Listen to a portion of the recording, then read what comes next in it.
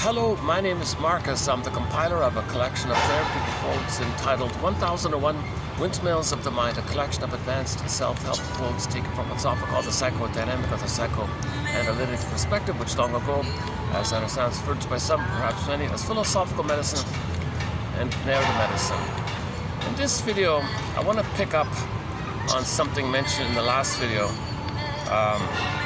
where a guy was referring to sort of a stereotypical, old traditional kind of marriage, where the man is very, rigid and controlling and quote-unquote obsessional or something, stable and brings home the check, but don't talk about feelings and don't expect too much.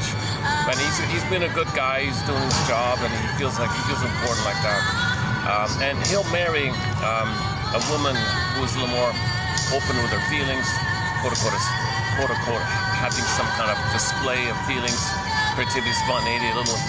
So the old jargon, we don't use it today, but the old jargon would be the obsessional, hysteric marriage.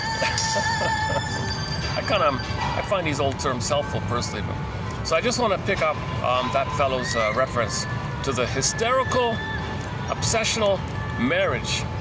So in most videos, you'll get an overview of some of the core points. Repetition compulsion, being dysfunctional because you're tied and loyal to a situation where you're waiting for other stuff. So you coped in a certain way and you're just spinning around the same thing, hope for a better past. So you're kind of waiting for other stuff. That's dysfunctional like that. So we talk a lot about repetition compulsion. Check out the past videos, the repetition compulsion. Oral fixation is the key one. Edmund Berger's theory about psychomasochism. We talk a lot about the Twilight Zone episodes, a lot of great episodes on the classic show, The Twilight Zone. And I spend usually about an hour, sometimes longer, as an overview. Today's a bit of an exception here.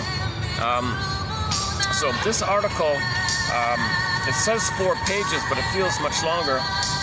And, I'm a little anxious myself. I'm a little hysterical. I'm a little hysterical myself, right? So emotionality like that. So it'll take me over an hour to probably run through it. And I didn't even fully read it, so I just started it. Oh, okay, let's just get out and finish on the camera here like this. So he's a clear writer, so I'm not too worried about it. So in this video, so stay tuned. In this video, I'm going to read an article that was posted in a journal by the Gestalt Psychotherapy International Community, and they have a journal called Process something, Process Methods by the Gestalt people. And this medical doctor, he submitted his article to them, and they published it.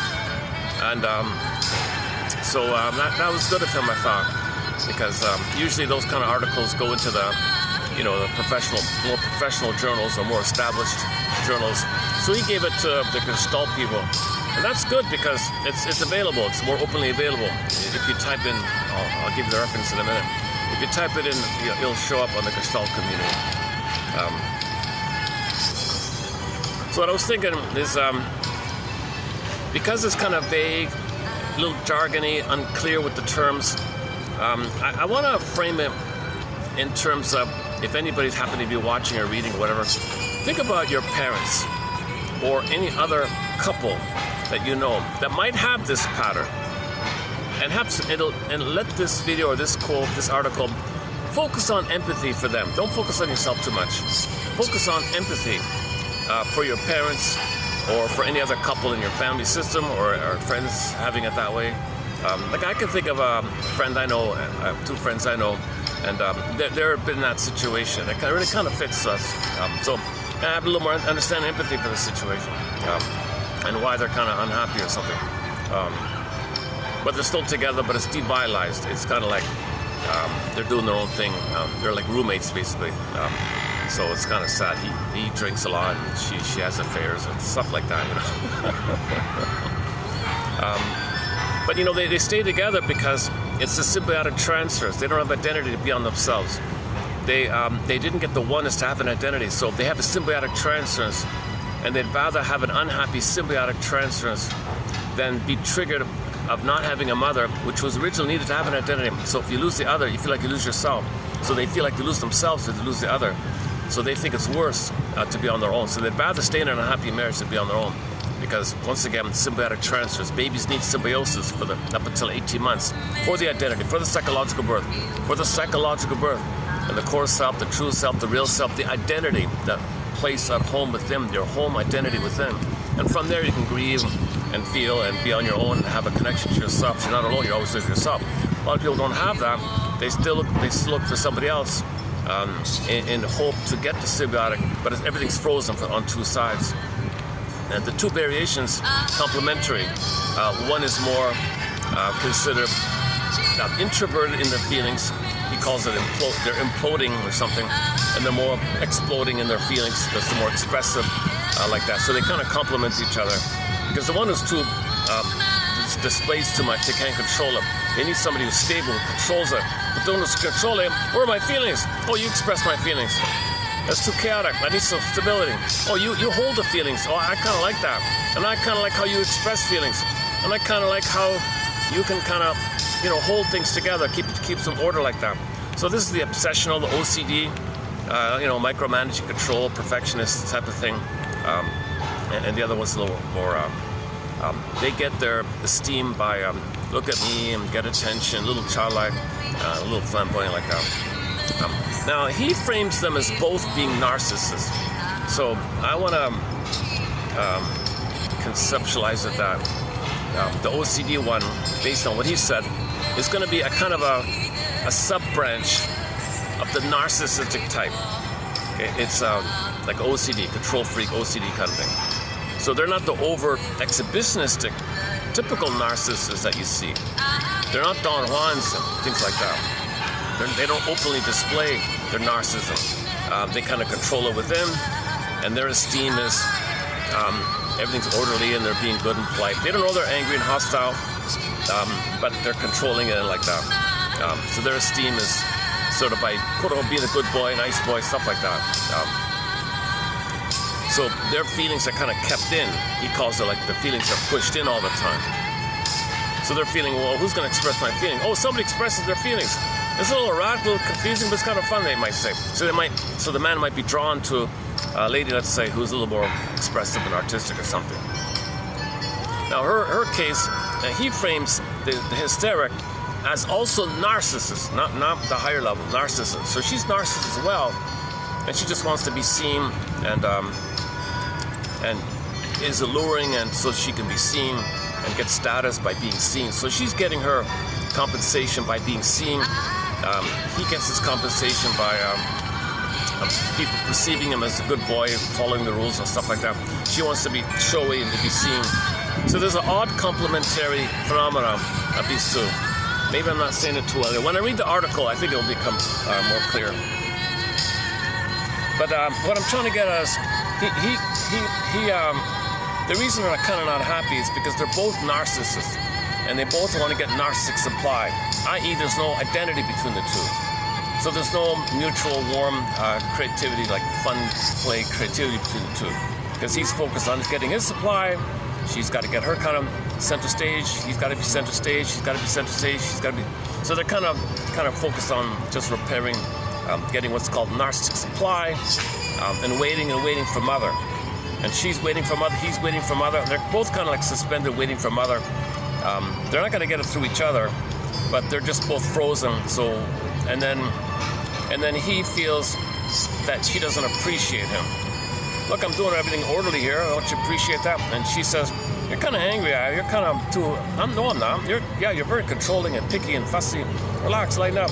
No, I'm doing everything right here. I'm doing nothing wrong here. So she complains about his covert hostility. And then he might say to her, you're kind of like... you're kind of impinging and, demanding yourself. You're demanding in a covert way. You're demanding in an overt way. So they don't really, then they have conflicts like that. They misunderstand each other. So he doesn't understand that she can't hold the feelings, and she doesn't understand that he can't express the feelings. Maybe like classic extrovert, introvert, a little bit idea. So I'm kind of fumbling a little bit myself.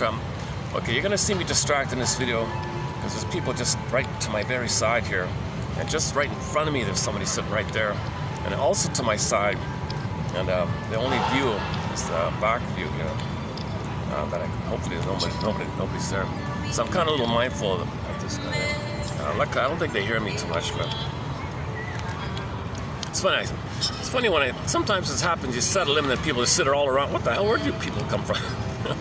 People don't know where to sit. They can't be alone, so somebody settle in. Oh, I'm not alone. I can sit beside that person. I don't know. It's kind of strange song. Actually, okay, now, okay, scratch that comment. I wish I could edit that out. Yeah, I keep all my bloopers and little Freudian slips. So so that's Freudian slip is my frustration. The son of a gun, I just settled in, wiped off, you know, calmed down, had a drink, and then these characters sit beside me like that. And I have no other real options here. Although luckily, it's cloudy, so maybe. I come to think of it, no, he's sitting on my other spot. Yeah, I'm in a tiny little park in the middle of the city, but it's on the SkyTrain kind of. Okay, enough about these kind of details. Sorry. You know, yesterday it was a bit of a surprise. I went to another venue, sort of like the patio of a discotheque, but they're only open at night, so I was there in the afternoon. So the guard let me use it, but I got a feeling I probably shouldn't be using it, so it's too bad. That wasn't a bad video. That got a lot of views. And we discussed hysteria, the topic of hysteria. So hysteria, just to clarify this, originally started off whereby the woman couldn't express her feelings and pushed in, and then the body freaked out. She was paralyzed. She couldn't speak. She maybe eyes blurry. Couldn't like stutter in her speak. She couldn't even voice. Maybe she couldn't move her arm or something. She had these kind of like paralyzing things. The medical doctor would say, "Nothing wrong with you. Go talk to somebody. Talk it through. Talk it out. Talking cure. Talking you'll be cured. Talk. It's emotional." So the emotions can affect the bodily. So this is called conversion. Some psychosomatic conversion. So it's considered there was so much emotion, it went into the body, and the body freaked out. So that was the original Mr. Freud's idea of hysteria, is where the body is freaking out because of the emotions are too much. And then it goes on like that. In 1980, they stopped using the term, which is too bad. I think they should keep the term. It's a good term. Oh, did they go? All right. Let's try it like this. Yeah, sorry. Can you hear the music okay? This is from an old scratchy vinyl. I'm not a member to the music clubs. I think there is a clean copy on a CD. But I only have the scratchy vinyl somebody posted on YouTube. The singer from the Ivory Coast. She was a bit of a pop diva, sort of the Donna Summer of the Ivory Coast back in the 80s. I think she has like 3 or 4 albums or something. Maybe because it's so scratchy, it gets through. I'm not sure why. I'm okay with the copyright on this one here. It's a great little song, eh? No idea what it means. I looked it up. There's no translation, no description of the song, no lyrics of the song. Even the name of the song doesn't translate. It's the local language in that area. She speaks French and all that, but she also sings in her original language, her local language, local dialects there. The song is called Chinaneri or something. There it is. You can see it. Oh, there it is there, Chinaneri. And the singer's name is Nayanka Bell, Miss Bell there. She's still around. She's on stage with her daughter. Hard to recognize her. She's really heavy on the plastic surgery. Oh my God. A little over the top and all that. I don't know. That's a bit hysterical. My guess is this over-focus on flamboyant, exaggerated plastic surgery. That's hysterical. Look at me, look at me, look at me. Hysteria is a lot about image. They want to be seen. So hysterics tend to be image-focused. And that's their narcissistic compensation. People admire them. They're center stage. Look at you. Look at you. So they have a compensation of a fake esteem. If everyone says you're good, look, oh, you're good looking, but they don't feel good. They don't feel the esteem. But everyone says, oh, you look. So that's like a pseudo esteem, a fake esteem, vanity, vainglory. So they're very focused on getting attention. So they might be showy for that to that end. So they're dramatic. Look at me. Look at me. They're dramatic. So it's fake, but it's still some expression of emotion, even though it's shallow or hollow or something. But the poor obsessive, the poor OCD one, the hardworking, 9 to 5 kind of guy, whatever, he doesn't know any of it. He doesn't know any of his feelings really. So he's drawn to some approximation of feelings. He feels some release by seeing some expression, some effort, So it's an odd dysfunctional pairing like that. I used to call it the stingers and the clingers, but this is different from the stingers and the clingers. In the previous video, we talked about the stingers and the clingers. The clingers being a little further along, and they don't need the stingers, but the stingers. So this is more equal. This thing with the hysteric obsessional, they're kind of equal because they're both narcissists. Neither of them can really be on their own. This is not the codependent. This is the clinging vine. This might be the clinging vine narcissist. But I don't want to use the other terms. So what's going on with psychology is they've got these models. They're kind of like bubbles. There's a lot of overlapping with these bubbles. Think about clouds overlapping. So this is just another cloud model of psychology. Obsessional, hysteric, marriage, like a little bubble like that. There's a lot of overlap with other models like that. So I don't want to worry about it too much. Psychology has a long way to go, it seems.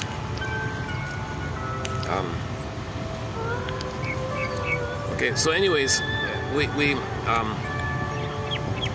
so yeah, I'll let the article do the talking. Should I keep the music? Hang on a sec. Hang on a sec. Let's take up the article here. What's up? It's really, the print is really fine. It's really a fine, tiny print. There's the name of the article. Narcissism and Dependency in the Obsessional Hysteric Marriage, 1971, by Joseph Barnett, MD, medical doctor. Okay, now he died in '88, I think. Okay, so let's start in on it. So in the last video, done at the patio place, I talked about the hysteric. That's not too bad, I thought. Parts of it were okay. So the quotes for that are in 3250, I think, and 3249 and 3250. We've got some quotes on the topic. This is not a new topic or thread. I don't really have it yet as a potential future chapter booklet. This hysteric kind of thing. So I'm just experimenting it. This is like a huge question mark here. Most of the time I'll have a set of quotes. I like them. They're clear. They're fun. I love sharing them. I feel like I understand it. Oh, it's enlightening a little bit. This is different. This is more cloudier, more vaguer, and it's historical. So some of the discussion, I need to go through the process. So it's lays the groundwork for something better, like a brainstorming kind of idea. So I'm still in brainstorming. I'm very much in brainstorming mode with this topic of hysteria. So hysteria can go in the body, called conversion. So it's kind of your body's freaking out. So it's hysterical that way. Or the flamboyant, dramatic, theatrical display that's also in that area. So there seems to be two ways of thinking about it. But anyways, back to this guy here, Mr. Barnett. I think the key thing to mind is both of them cannot have a mutuality with each other. There's not going to be a person-to-person doubt-about relating. It's a kind of somebody's expressing a part for the other person, respectively. They're not really. It's kind of utilitarian almost. It's kind of like they have to, like they can't be in a mutual relationship because they don't have the I to do so. So they're still doing the best they can like that. So at least if you're married, you have the fantasy that you're more yourself. If somebody's expressing something about you that you don't know, plus you might fantasize that maybe they can be your mother in the future. That maybe one day that person or present will translate to you receiving mother's love back in the nursery, because that part of the brain doesn't know time. The old brain doesn't know time. So when you marry and you're attracted to something, you marry, the old brain thinks, oh, maybe there's mother, maybe, and you're kind of frozen there. Then you stay in this frozen thing and waiting and waiting. So it becomes devitalized like that, and you're waiting and you're waiting, and the other person will do the same thing. So in the other model with the stingers and the clingers, typically the codependents realize and wake up that the stinger just wants to shame them and hate them and belittle them, use them, their center state, they don't care about you, lack of empathy, they don't pop, no feelings, they only care about themselves. The clinger had the hope to develop. The clinger had the hope to progress and develop and get to mutuality, creativity, spontaneity. So the clinger had a hope they're helpful and they have some empathy, gratitude, love. Stingers love shaming them, hating them. Clingers say, oh, wow, it hurts, but you know, they're not aware of themselves. They're kind of midway. They still feel they're no good, and a stinger might be a possible partner to help them develop. It takes them 6 to 7 years for a codependent to wake up and realize the nature of narcissism. The nature of narcissism. They go, oh my God, I can't believe it. They got to, oh man, they leave and they got to go to Niagara Falls and stand by the falls and listen to the water wash. They want to wash away. They feel disgusted that somebody that spent 6 years somebody shaming and hating them. They didn't realize that how much schadenfreude and envy and contempt the other person are. Because the codependent believes the lies. They're not familiar with this. They're easily fooled like that. And he said, well, you deserve it. You're a sucker. It's all about me. Who cares about you? They're useful, fine. Yeah, you go away. Didn't need you anyways. They're cold like that. So stingers are stingers like that, right? And the codependents are shocked by this. They're in pain by this. So they'll leave after 6 years. Write a self-help book entitled Codependent No More. Play the song by the classic rock band April Wine. I won't walk down that road no more. He passed away recently. Miles Goodwin passed away. A good song we play here sometimes. Won't walk down that road no more. And the other one is a song called After All, the acoustic version of After All by the band Delirium. After all we've been through. And the other one is by the same singer, Jail, band called When She Sings in Lunatic, a song called Constant Tourist. I feel like I'm a constant tourist, so when do we connect? So the stingers and the obsessive are all narcissists. Okay, they don't really have mutual love, a feeling. There's no warmth or connection. They exploit, they use, they lie. So instead of saying all about them, who cares about you? It's very selfish, egocentric like that. There's no warmth for the other person. They're hostile and cold, but they hide him with the mask and all that. And their calculation is to pick up that ability to get their supply. They want narcissistic supply. They're addicted to narcissistic supply. Narcissism, being a narcissist, is addictive. They want their fix, so to speak. So they love having a clinger around to shame and hate. And they feel important. They found a way to feel important. Their soul they put onto the partner and shame them because they're shaming themselves, because they've identified with the aggressor, Faustian deal, Faustian power. They're the mother that shames themselves. Okay, so now one theory about this identification with the aggressor is you're not mastering the trauma, but you think if you're going to be the mother and shame someone else playing you, maybe you'll master having been shamed by your mother, you become her and find someone to play you. You're not mastering this. When the baby identifies as aggressive, they shame themselves. In the Faustian deal, they get the power of the mother, they get that, right? But it's for the connection and for the attachment, not to be passive. You shame yourself. Too much pain to always shame yourself. So they love when a partner comes along and disperse the tension onto someone else and project someone else's them and shame them. It disperses the tension on them onto other, and their humor, called the relief theory of humor, when the tension is released, dispersed, they laugh at that. They shame the partner. Ha! They laugh, right? Wow, you fool! It's so much fun. It's so much fun having you around. I can shame you. So the poor clinger, ouch! But the clinger's still in the mode of being a child. They're no good. They're good. Singers say they give up on human development. They play infantile God. Their soul, the human side, they can have, and I don't want to. Envy. I just can't. They don't care. They've given up on development when they crossed over, identified the aggressor, tally on a feeling, tally on impulse. And they think that if they are the aggressor, the mother, shame others, they're mastering, not being passive, if they're going to be active. It doesn't make sense. You can have 20 lifetimes being a you-know-what. The narcissist doesn't give you a mother's love back in the nursery. Because there's no time, again, there's no time in that limbic system. When there's trauma in that part of the brain, there's no time. You got circuits there, implicit memory, procedural memory. There's no time. This circuit has no time, no time. And pain means reach your mother. And the perverse ways, you become the mother says no to you. So find others to play you and say no to them. And then flip-flop at the same time, on another level, you are angry at the mother. So the one you just shame at the same time is your mother and you hate them. You shame them and hate them like that. So the stinger finds a clinger who naively thinks who's beyond that already. They passed that stage. But they're kind of betwixt. And they still have the childlike hope to finish development. So they think the stinger who promises you everything. The stinger falls, they're foolish, they're childlike, they believe it because they want to resume development, and they're always fools. Why aren't we growing together? Why don't we cooperate together? I don't care about that stuff. I just want to shame you and hate you. Holy, you know what? It takes them 6 years to realize this. Then they leave, and then they're surprised by this. So hence the name of the song, After All. After all we've been through, I can't believe this. I've tried so hard. to help you to grow with me and develop with me, in partnership together with me, two people on a journey together, growing together, developing. I don't care about that stuff. I'm addicted to playing God. I just want to shame you, haha.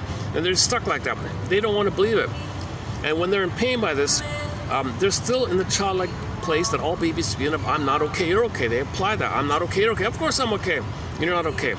So stingers say, I'm okay, you're not okay. That's the Faustian deal. The mother must be seen as okay. They become the mother.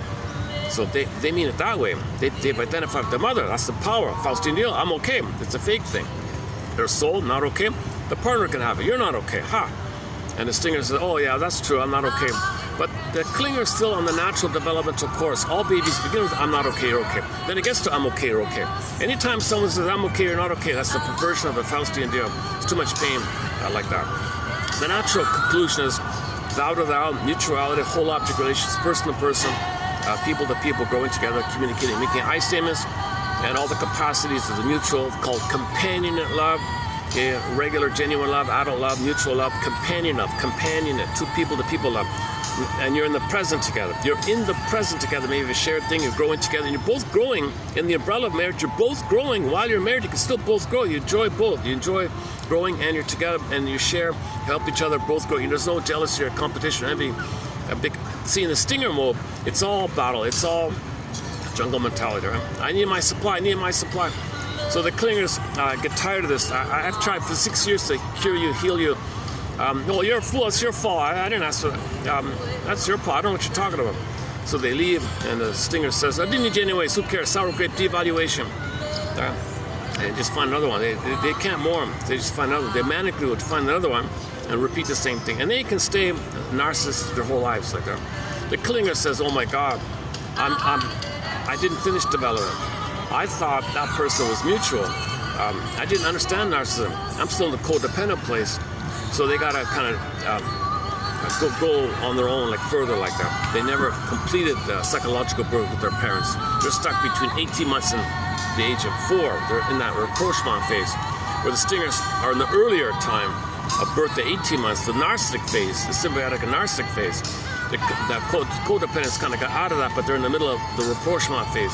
Seek thou forth to find yourself. So in the show, I Married Joan, the lady there, Joan Davis, the comedian, she was caring and compassionate and helpful, intelligent, but she could never have confidence in her initiative. She never knew what she liked. She tried things and it failed. So she was kind of like that. So she was never really bitter or hurtful towards others. So she was a little just trying to find out what she likes, but it triggered the abandonment of the mother, so she crashed it, and then she starts all over again, repeats the thing. Every episode is kind of the same.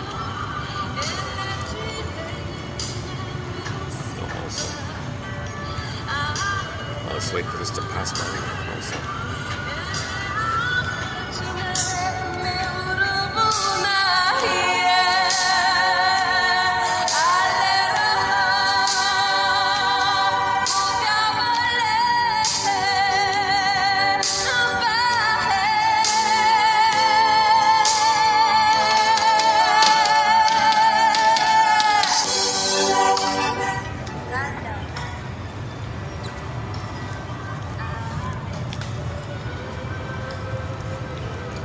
There's I'm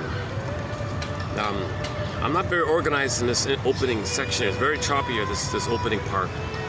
Man, oh man. So we talk about Margaret Mahler, object relations theory, Masterson, whatever interests here. James F. Masterson, search the real self, it's all spelled out there. And the model in the mind, constructs, the mental templates, imprints, stencils, internal theater like that, and you go by that. It's a script, and then if it's not I'm okay, you're okay. You're in pain because of that. So repetition compulsion, recreate the interaction in the present with others, standard theater thing, hoping for a better past, hoping for I'm okay, okay, to resume development. You're frozen, repeat to get out, to progress. So the purpose of repetition compulsion is, I don't know how to say it, but you want a mother's love in the past so you can resume development, have your identity, and have your golden ball. I feel therefore I am, your body, but your soul, you're all okay. I'm okay. And the mind is I'm okay, you're okay. And you're in the present. If that's missing and you're in a pain in the past, unresolved, unfinished business, didn't get the symbiosis, or didn't get the world's small oyster phase, or didn't get the rapprochement, knowledge, voyager phase, or communicative matching, a little improv with the mother, where she says to you, it's okay to be yourself, nature's greatest miracle. You don't have to do this for me. You're allowed to be who you're meant to be. I have pleasure in you being who you're meant to be. You don't have to play a role for me. I'm not using you in some way to get a better pass on my end.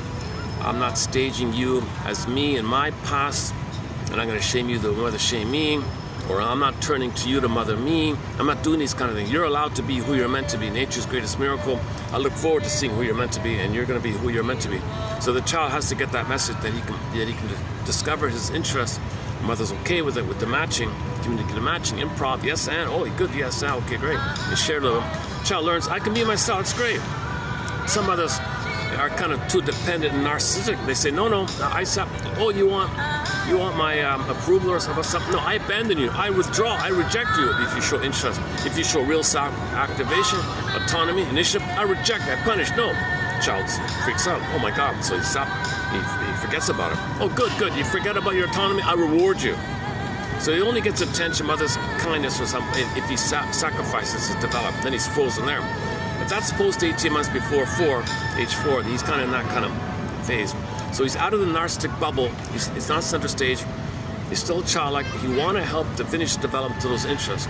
So those are the codependent, preoccupied, clinger, pleasers kind of thing.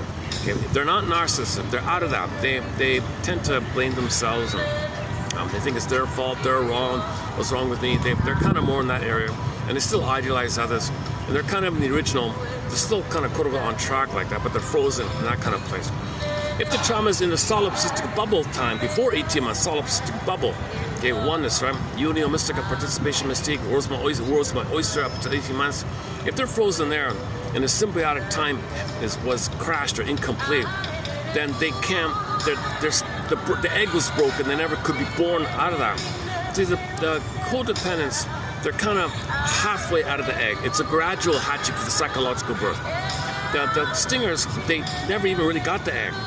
They're just jungle mentality. They rage about all that. So they're hostile. Okay, weaning trauma. Okay, when the fruit's unripe, pulled from the tree, it's been bitter. Okay, baby nursed away from the mother. Okay, weaning trauma, bitter, narcissistic. So they're kind of bitter like that, and they're bitter, but they're angry because anger, the bitter is a cry for love. Anger and sarcasm, bitterness and negativity and cynicism, all that negative jokes, that's all a cry for love. All their hostility, anger, and envy and jealousy, that's all a cry for love. So the stingers are they have a lot of that. You can see it in their jokes and what their jokes are dark. The films are dark. And their philosophies are cynical. They have very negative attitudes. Okay, that's a cry for love. That all negativity is still a cry for love. Okay, all anger is a cry for love. It's oral fixation. Sarcasm is oral fixation. Cynicism gratifies. Infantile megalomania, it's your king and a god, and so on. So they're still in the jungle oral phase. Okay, survival brain, right? Survival brain, jungle, right? So trauma, you think it's a jungle, survival. Okay, the slogan there, eat or be eaten, right? My greedy, your greed. If you're not at the table, you're on the menu. These kind of all or nothing, eat or jungle mentality. That's because the trauma is in the survival brain. The baby's not supposed to be traumatized during the basic trust of during that early time. He's going to think it's jungle all the time. So that's a disturbance like that. Now let's just stick it. Let's just go back to our article. Let's just keep it within the 18-month bubble area. Within the 18-month bubble area. Okay. Now for the time being, let's not go to the really most severe of the most severe prenatal trauma, and you got the in the mind, predator prey, psychopath, okay, or master slave, schizoid, or critic and being criticized, the shamer and the shamed or something. There's a little bit of a spectrum of degree within the trauma before 18 months. For example, if it's way early on, it's going to be the antisocial bully, Iago, passive-aggressive bully, either or thinking, okay, so they're filled with envy. The compulsion is to reach your mother, but they can't accept goodness, but they got to reach, but they can't accept it. So envy, destroy the good, but they got to reach to wreck it. They cannot accept goodness.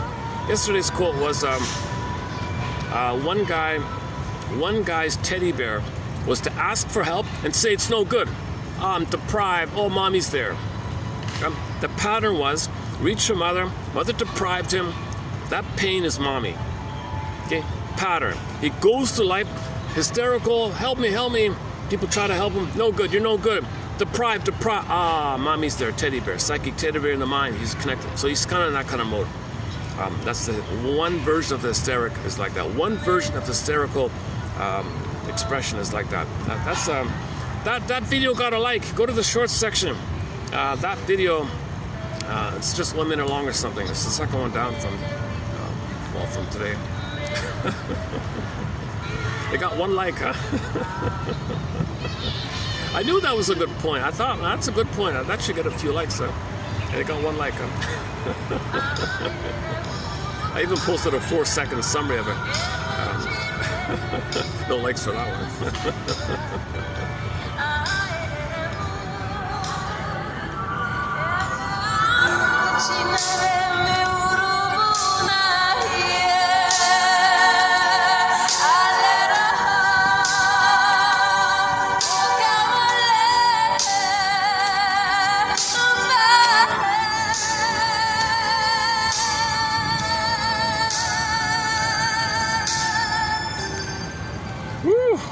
She can belts it out, eh? She can really belt it. In some of her songs, she really can do the Ziana Zane belting. Like Ziana Zane can sometimes belt out the notes for a long time. Slightly operatic, maybe a little bit like Whitney Houston or something.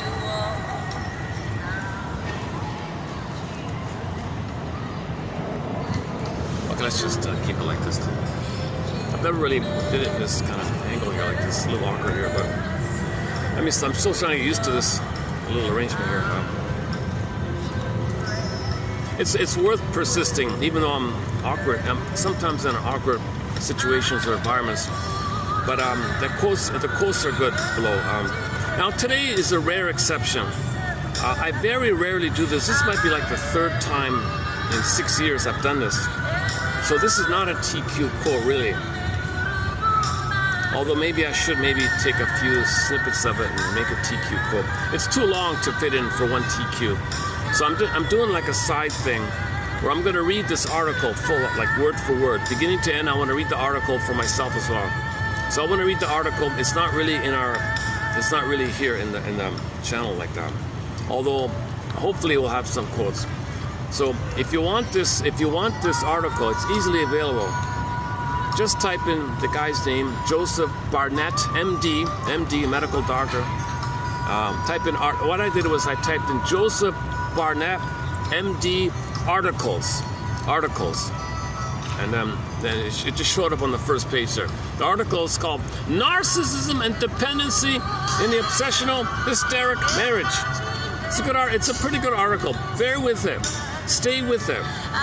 It seems maybe a little obvious or a little lengthy or verbose or redundant. Maybe it's not, too crisp. It's clear, but maybe it's a little extended or something. Come to think of it, he might be a little obsessional in his writing, right? Yeah, he might be slightly obsessional in his writing. Very careful, meticulous, explain it all out. Maybe it's a little redundant, maybe it's too much or something. This could probably be reduced to 1 page, I guess. So yeah, maybe he's a little obsessional himself, right? As a man, right? Okay. He makes it very clear. It doesn't have to be man OCD, woman hysterical. It could be the other way around. It could easily be the other way. It's just usually that way in traditional marriages. Maybe nowadays there's some women who, bring home the bacon, very stable, and the guy is kind of flaky all over it, whatever. But she likes his comedy or creativity or something, because she's too rigid herself, and he needs her stability, and she needs some kind of expression. It's pseudo, but it's some expression out of her repression. And she wants appreciation for being a good girl, and he wants appreciation for making things fun. But it turns out, as you'll see in this article, they fight with each other. They push each other's buttons. Your playfulness is demanding on me. Yeah, well, your orderly is too controlling on me. And they're kind of like, now they fight with each other. So what attracted them in the beginning, they fight with each other and then shut down inside. And they end up with a devitalized, loveless marriage. and they'll have a lot of outside interests, and they might even have separate beds or even separate bedrooms. Who knows? I don't know.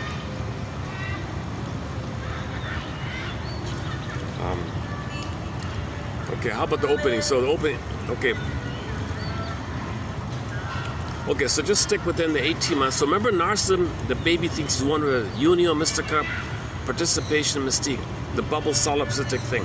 Think about the womb. He's in the womb utopia. He doesn't understand he's inside his mother's belly, and there's a mother and there's a him, there's two people.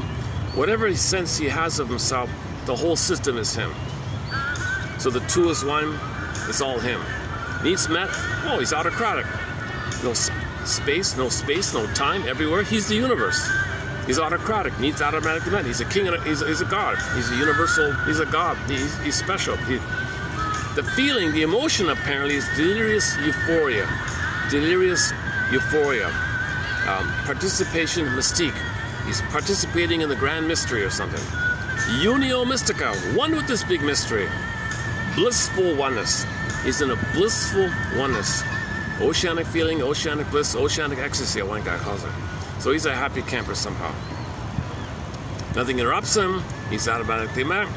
He doesn't have to, he's never disappointed, because everything he needs gets sent down the center vein. Waste elimination of other veins, placenta takes care of it. All the food, oxygen, nutrients. And it's even musical, it's rhythmic, musical, do, re, mi, 1, 2, 3. Baby cord placenta, mother placenta cord, baby placenta, baby cord placenta, mother placenta cord, baby cord placenta, mother, 1, 2, 3. It's even musical. Mott thinks, and Grassi thinks, that if the baby were to sense what's not him, maybe they theorize the movements, his eyes are closed, the movements. So he hears the movements of mother's heartbeat. There's your bass, there's your drum. The pulsating of the cord, there's your bass line.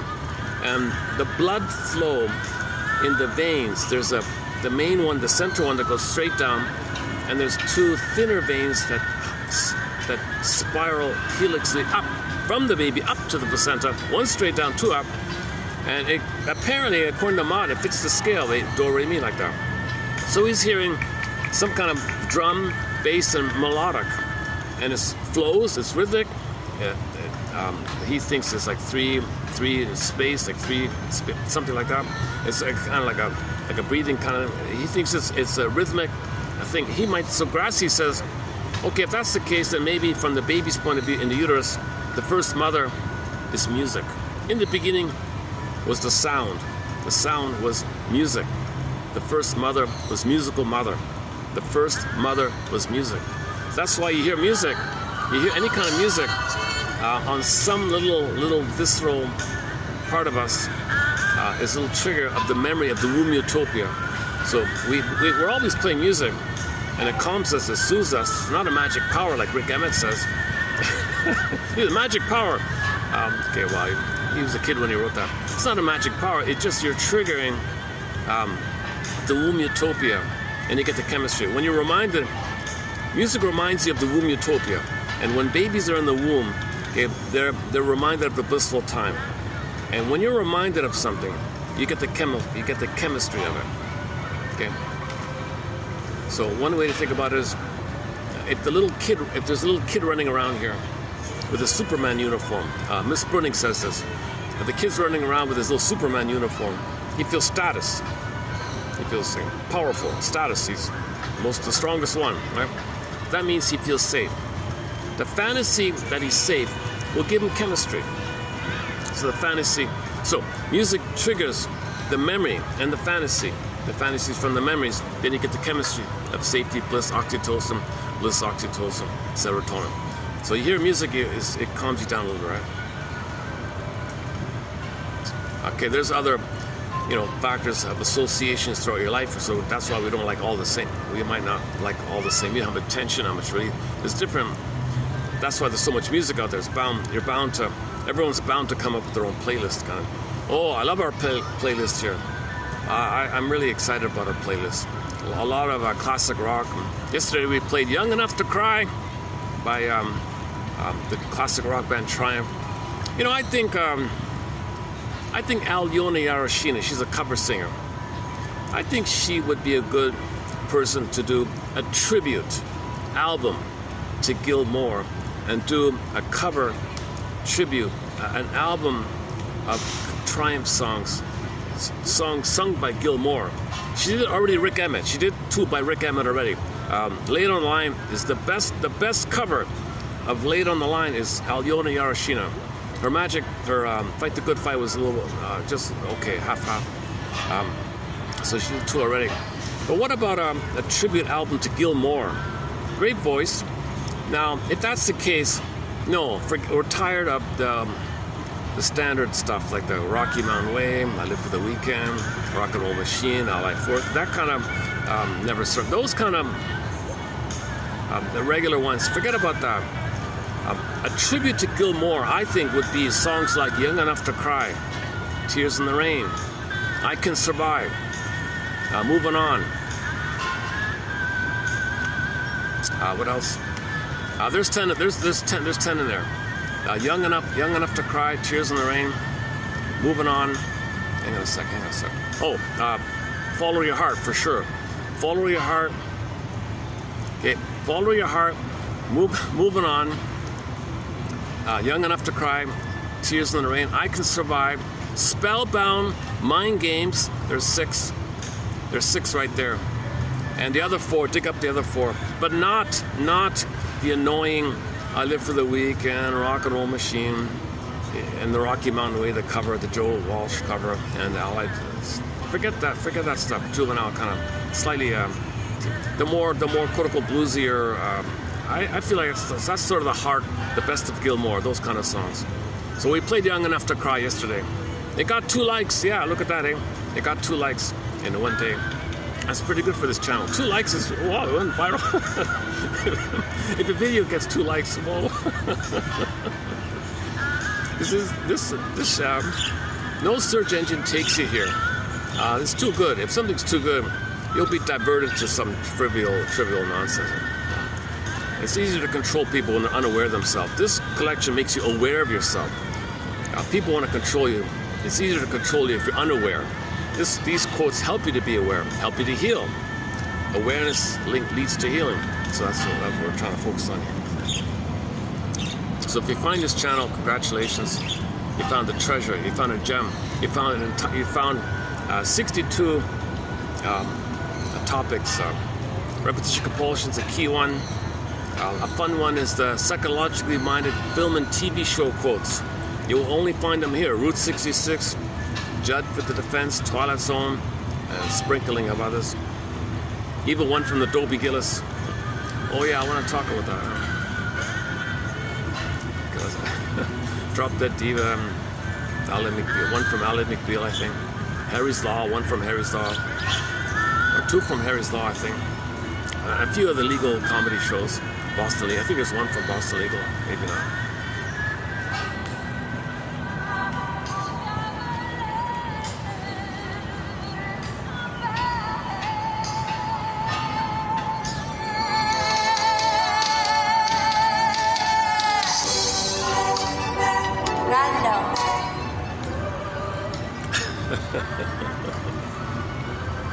There is if you're a member, you can get a crystal. But I wonder if you play the formal CD, maybe it's digitized. This is off of vinyl and it's very scratchy. The audio quality is low and there's a lot of scratches. Somehow it gets through. So I think you're still hearing this. So hopefully, if it is copyrighted, if I'm wrong, there'll be no shorts in this video. I won't be able to do any shorts. I'm leading up to the article. I'm leading up to it. I feel like I want to offer some potential partial clarity here, what we're talking about here. So we're talking about consciousness being the agent of healing because it gives you a sense of time, because in trauma there's no time and you're dominated by something that doesn't understand time. Your puppet master, your double self, your secret self, your hidden self, your shadow soul, okay, the repressed self, the one who walks with me, who's not like me, who is me. Someone's living my life, I know nothing about him. The memories of your inner child of the past, your shadow self. All this pain and memory, it's a circuit. Okay, this circuit, unknown, no time. It's in pain, you're in pain. So the drive is to reach for mother, not remembering, because there's no linear time. The mother hurt you, but you're reaching for the one who hurt you. You're still in pain, so reach again. Still in pain, reach again. Still in pain, reach again. Still in pain. Okay, that's the hamster wheel. Santayana, Klieglos, minus repetition. Okay, the compulsion to repeat, repetition, compulsion. Okay, Tantalus, he reaches for the apple, rejected, reaches, rejected. Because he doesn't remember mother hurt him. He just says, I'm in pain, mother, where are you? I'm still in pain, mother, where are you? Ouch, I'm still in pain, mother. He's just repeating mindlessly. He doesn't learn, doesn't remember, because there's no time in there. He has no like reference of memory. Oh, he can't learn because there's no memory. There's no memory storage or something, right? So, but when we're adults, when we got to build that hippocampus, that consciousness.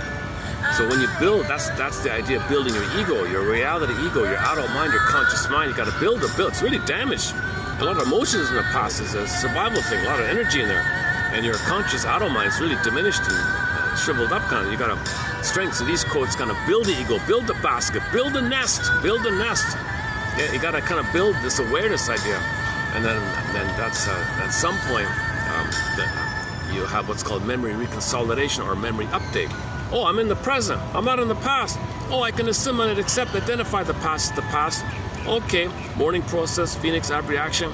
Okay, and then the drive for healing, the innate drive for healing is to get you into the present. But you got to be aware that you're in the present. So you got to build that ability to be aware in the past. Hence, it's called narrative medicine. Narrative is a story. When there's a story, there's a beginning, middle, end like that. There's a story, there's time like that. But the unconscious, no story. Unthought known. Unformulated known, unnarrativized known, unsymbolized known. It's known, but there's no symbol, narrative, story. So we got to storyize, narrativized, narrative medicine. So you got to build this idea of narrative. So these quotes are all the whole shrink project, analytic project, whatever you want to call it. Know thyself, start way long ago. Know thyself, carved in stone. Know thyself. When you know yourself, when you observe yourself, that's the observing ego. Instead of just experiencing and never observing, if you build your observing ego, you can observe, hey, why am I doing this? The moment you say, why am I doing this? Okay, now you're beginning. Now you're starting to heal.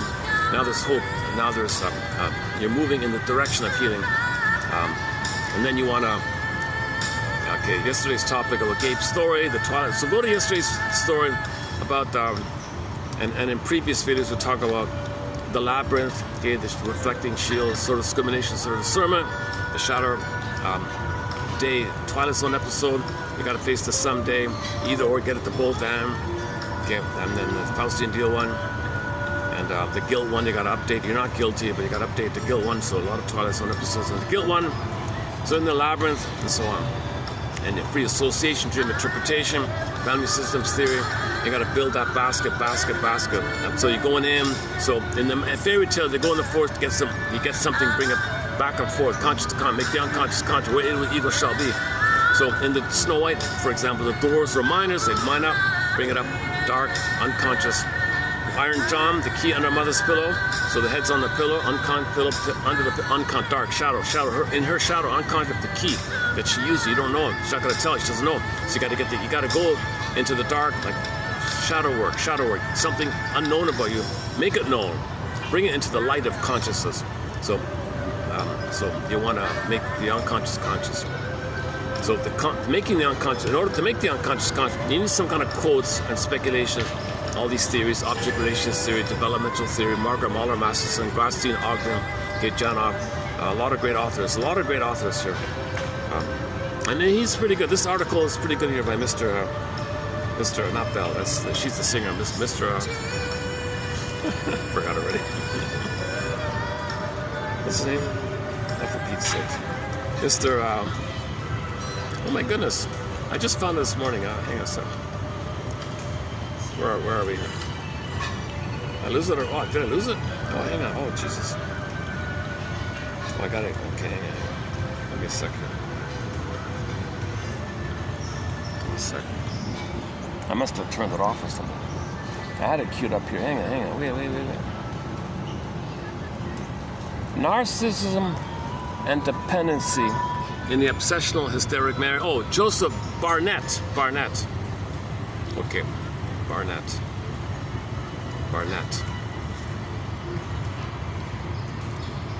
How can we remember that name? Joseph we can remember, right?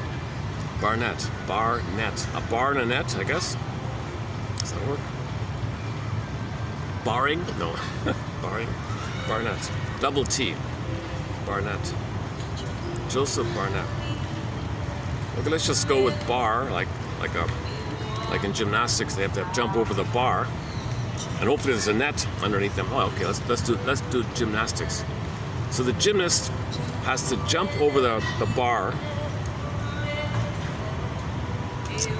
and in another gymnastic event, there's a net there to catch them. Okay. Barnet. Bar net. That's easy enough. A bar net. A bar and a net. All right. Bar net.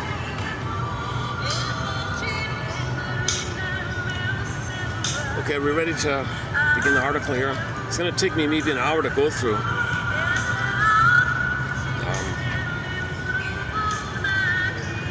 Okay, yesterday we talked about like the baby's cry for love turned to anger. The mother blocked it in anger on himself. In the fantasy world, monsters of the id monster. Now he's criticizing himself, but that's just tied to the mother, hope to the mother. Hating himself means mother, I need your love. It just translates towards twists and morphs. Okay, so when the need for love is blocked, tension, you add the tension to it. Stress, tension, fear, shame, fear. It builds up. The final one is the anger. Anger's a cry for love. Mother rejects the anger, then the anger increases into fantasies of oral rage and greed, devouring fantasies where the baby wishes, it becomes destructive. So L-I-V-E, the letters crunch up. Imagine the letters crunching up, twisting around in a frustration, L-E-V-I, now it's destructive. Even this destructive fantasy is still a cry for love. It's just one love line. It just morphed to hate. Hate is a cry for love. There's only one line. There's only the love line. The baby, all of the baby's desire is to connect. The love line, live and love and connect. Attachment, hunger. Love, hunger. Attachment, striving. Attachment, craving. Attachment, yearning. Baby wants to attach. That's all there is. There's no hate there. He just wants to naturally reach for the nipple and latch on, secure, and go through the developmental process. And the womb utopia that he had continues for the first 4 to 5 months. Okay, he gets motor skills running around. The fusion expands. The world is my oyster. So the breast and the mother was his oyster, all belonged to him. Now the world belongs to him. Let him have that phase of infantile megalomania where he thinks he owns everything. One cartoon said, oh yes, baby, you own everything, you're great. 18 months, reality kicks him. He's out of the bubble, he plays with people, person to person. Now he's exploring about what he likes. Okay, trial and error, now Voyager seeked out forth. So mother's secure base, giving some little bit of a coach, a little bit of a cheerleader, saying it's okay, you're learning. Yes, okay, that's great. Yes, I like you. Interesting. I can show you more. Really? Oh, I'm so excited. And this is back and forward proportional. Now, Joe and Davis and the codependent was stuck there. Right? A lot of kids don't even get that. They're still waiting for the oneness. And that the anger about not getting the oneness, it's going to morph to narcissism, bullyism, egoism, cynicism, all that stuff. Jungle mentality. Yeah, so when the baby cried for love, it turned to anger, and a block rebounded in. Okay. The memory is fantasies. The memories lead to fantasies of the event, the experience, the fantasy. It's visual, it's pre-verbal, there's no language there. It's pre-verbal, imaginal. The words, pictures, it's just pictures in there. Now he's got a picture of his own anger sizzling in rage onto himself, crying for love to the mother. Monsters of the id monster. Now in his own psyche, in his own mind, in his own imprint, something's attacking him. He's not possessed or something. It's his own anger, crying for love, attacking himself. He's not possessed. He's not demon possessed. Stop that. Yep. His anger turned to love. His cry for love turned to anger. Anger is an SOS for love. Okay. But when he got so desperate, it became devouring fantasies. Oral phase, taking in, incorporating, identifying, baby's taking in, touches milk, taking in, experience, the reverie, the interaction, the sweetness, the soothing, okay, her consideration, love and understanding. He's taking in, he's just absorbing in as part of the cocooning time. He's just kind of receiving. Baby's not giving, he's just kind of receiving. He doesn't have to do anything, he's just still developing, like in the womb, the baby's developing. The unborn child doesn't have to give something to the mother. It continues for the first 4 to 5 months in the social womb. Social, interpersonal, extended womb. Still in that kind of mode. So he's okay. So he's got to keep on receiving in like that. So that's the oral cannibalistic. No, he's receiving, right? He's incorporating, interjecting the experience, the memory. He wants to take in the good memories, record in the good memories. That's all it is. But when that's failed, okay, he's crying for it, angry about it. And he gets the idea maybe that he should devour the breast, control the breast. Now he's got destructive cannibalistic fantasies, blocked cannibalistic fantasy on himself. Monster, poof, monster of the to himself. Now he's got a howling man in himself, guy with the horns in himself. Okay, the Lucifer idea just means the baby was a star. He was. Somebody's phone's ringing. Oh. Somebody's phone's ringing. Your phone's ringing.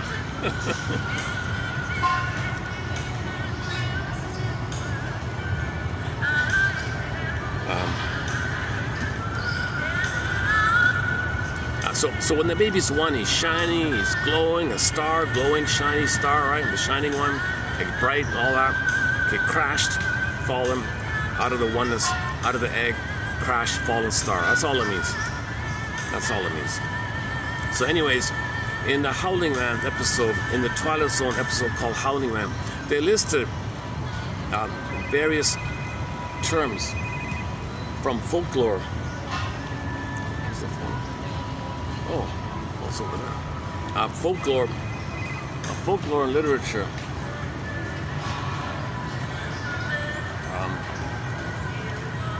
Please answer your phones. I don't think it's mine.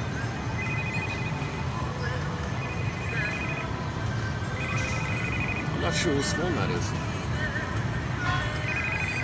Oh, it just keeps getting. What the hell? What the hell?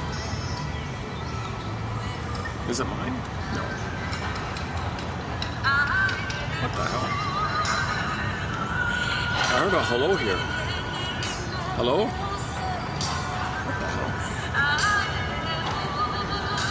Never had that before.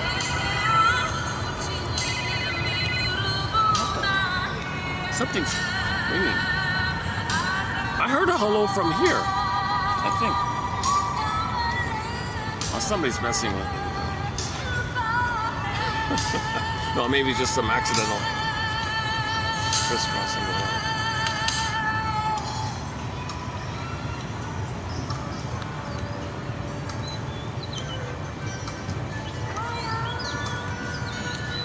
That's a new one. Where are we here? Yeah, so in the mind, okay, so that's the imagery of myths and fairy tales. So in the myth or fairy tale, they tell you there's a monster like that. And that's just a visualization of the baby's rage, oral greed taken in. It's just a symbol of it, like artwork. Think of it like artwork, a painting. It's not real. It just represents something invisible that's real. So symbols are not real, but you see them, you recognize them, identify it. They point to, they refer to something invisible. You don't see it, but it's real. The baby's in rage, he wants to take in.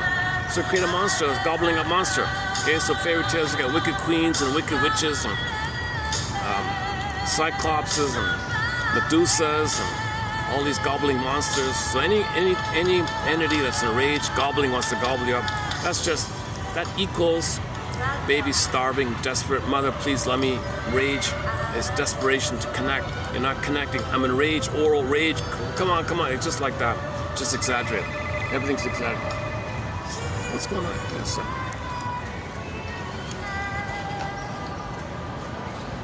Oh.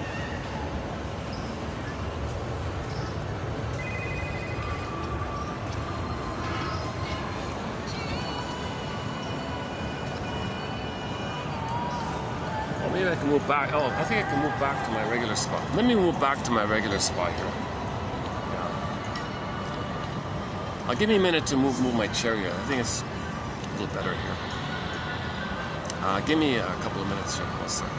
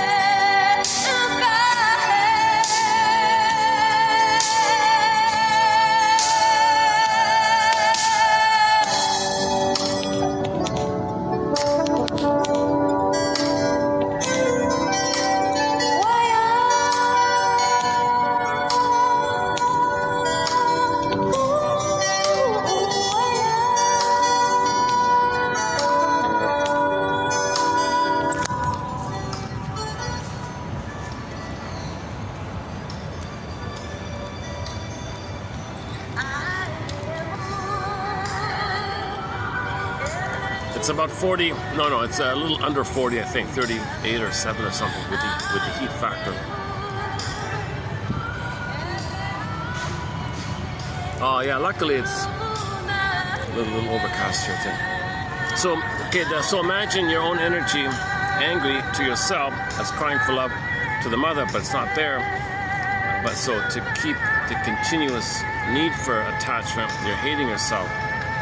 Okay. Now the pain of this, okay, compels the brain to flare up a flood of dopamine to chase for her, but you can only chase for a remembrance of her, to get the happy chemicals which fuse in no time, in the column of no time, the pain driving the chase for symbol, okay, money, material, things you buy, oral fixations, smoking, drinking, gambling problems, okay, something you think can stand in for mother. You have to search for something which is symbol of her. Unconscious association, okay, that's the whole topic on that, oral fixation. It triggers the womb utopia, happy chemicals. So at the same time, on another level, you got the pain and the happy chemicals from the past to the future chase. They fuse up together, called psychic masochism. Now you're dependent on this phenomenon. Now you're kind of dependent on the way to deal with the pain is to chase future to trigger the past. Now the chase, dopamine, molecule or more, anticipation, okay, the thing you're chasing for triggers the past. The thing that does the triggering is called an ersatz self-object, an imaginary fantasy mother that has the ability to trigger. Ullman and Paul referred to as an addictive trigger mechanism. So you're going to trigger the past, happy chemicals come up, the womb utopia chemicals above, a little bit more than the pain you're feeling.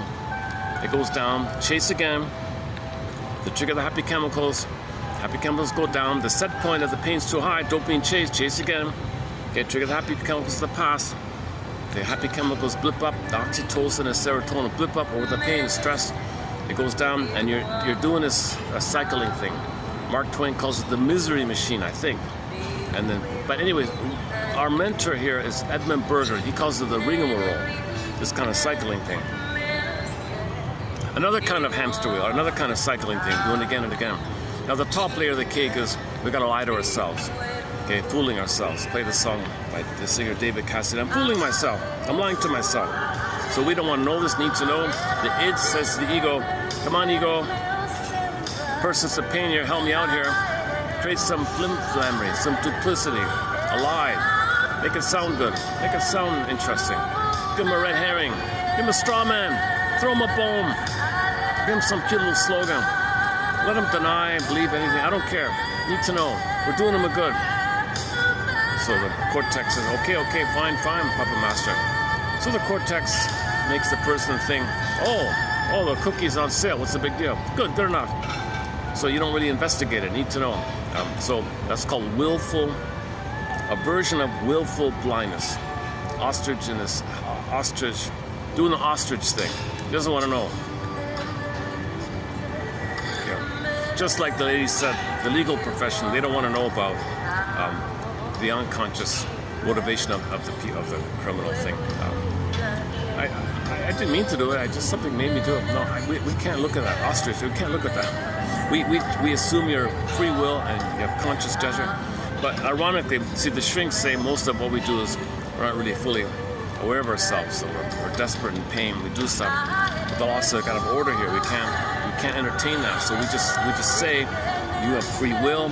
You're reasonable. You're logical. You did that. So you broke the thing.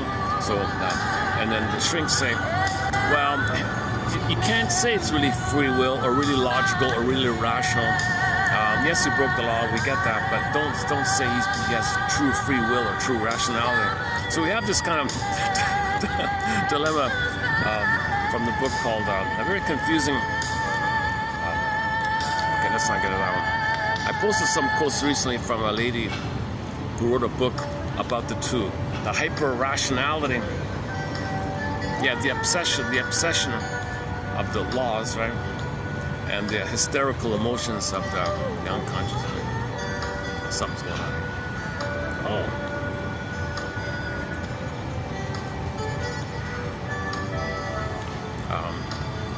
It's my first time to see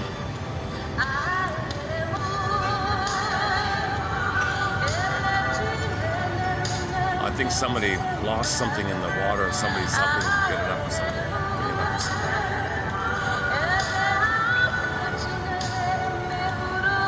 Oh, I remember that. That reminds me, I once threw a frisbee. I overthrew it and fell in the water. I lost forever. So somewhere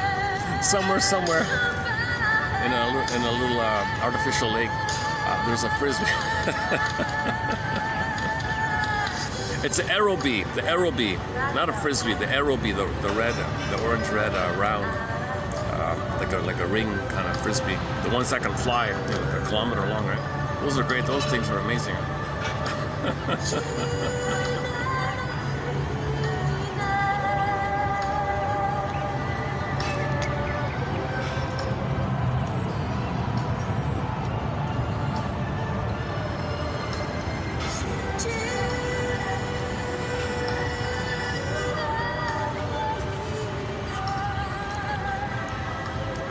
Okay, so we want to get out of this living in the past, searching for symbols to get pain management. We're in pain, make ourselves feel better, not getting better. So this is a Klieglos. So Menninger says, your disappointments in life are being driven by the script. At midlife, identify lantern, okay, twilight zone, okay, labyrinth, okay, all the steps in the labyrinth. Okay, you got to resolve it either or, get it both and forgiveness, understand your mother's impaired. Greatest hurt of all, mother failed me, get the truth of the story, family system theory, and teach her this book, why we pick the mates we do. This whole thing about the guilt, you're not guilty, moral defense, babies think they're guilty to get along with the mother, but they're okay, but they think they're guilty because mother must be seen as good. So enter either or, good breast, bad breast. Mother's good, great. Mother's doing it wrong, what's this? Bad breast. He separates, he keeps it separate. So in the fairy tales, you got goddess and demon like that. You got to update these kind of things. You got to find both and. The reality, mother is both, loving and frustrating. Babies can't do it, so they split it. You got to update things. Don't forgive your mother for being impaired. Forgive your mother because she had a script herself. Hope it's better passed on her and discussed yesterday. Let's not redo all that here today. And then, so it comes to your attention in midlife, something's off, something's missing, the pin is in the collar, the emotional body goes flat, you're operating from the jungle, you want to get your feelings back. We live to the extent that we feel embodied. We live to the extent that we have a golden ball. That's the quality of our feelings. The quality of our feelings, the golden ball feeling determines the quality of our life. We want the golden ball, the radiance of feelings, the warmth of feelings, a wide range of feelings, needed feelings, appropriate feelings. Discussed like that. So Iron John's story, the embodiment, the wild man, the embodiment, the golden ball, locked in a cage. Where's the key? Where's the key? Once, as we said, under mother's pillow. You know, I posted that yesterday. No views, huh? I posted a short called "The Wisdom of Robert Bly's Iron John." No views, huh? Can you believe it? So it's in there.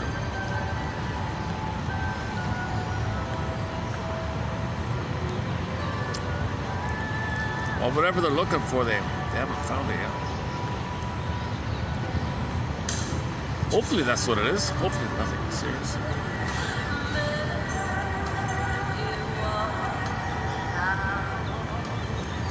Okay.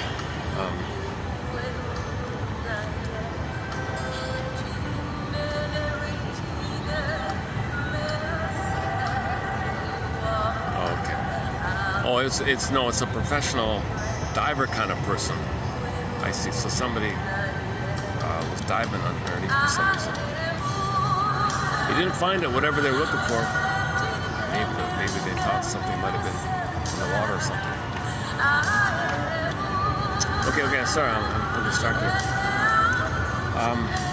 Man, oh man, this past 1 hour and a bit, it's been so a little bit fragmented, a little bit hysterical.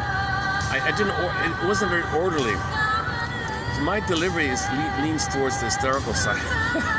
Okay, now let's just leave it there. Okay.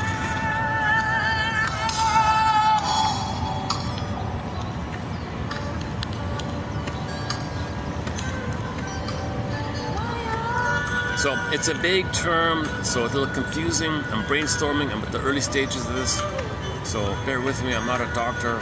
I'm not a forensic psychiatrist, criminologist, these kind of things. Okay, let's do our article. Let's begin the article here.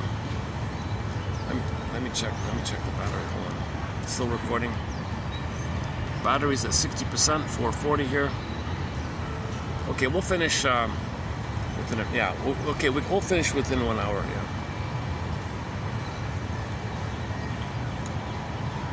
Keep the music. Okay, let's. Should we keep the music? Why don't they change the song a little bit? Okay, let's keep the music. It's a nice song. Huh? So we now have 3 songs. Oh, there's that ringing again. What the hell's going on with the ringing?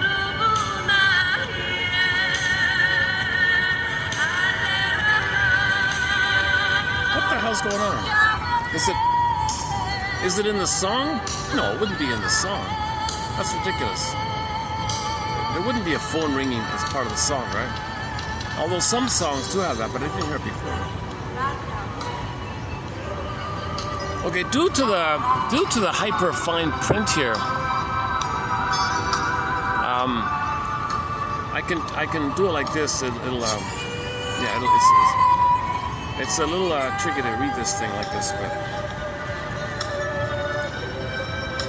okay, let's begin. Are you ready? Fasten your seatbelt. Just kidding. On second thought, let's hit a pause on the music.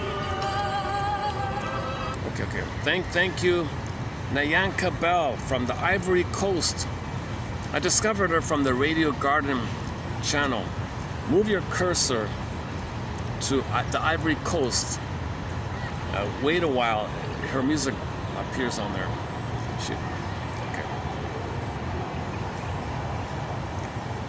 Okay, here we go.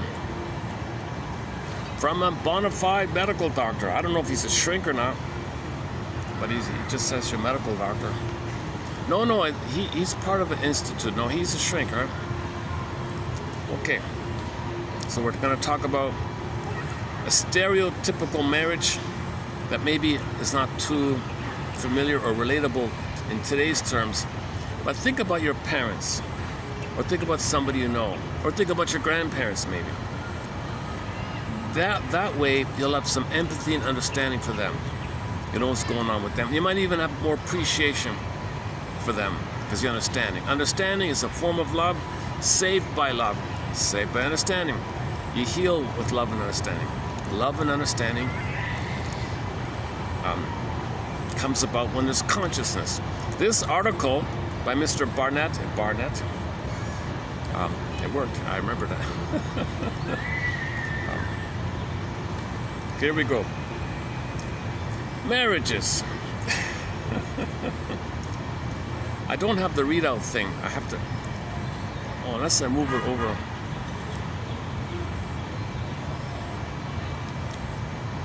Okay, let me just read it here. Okay, ready? Again, take 2.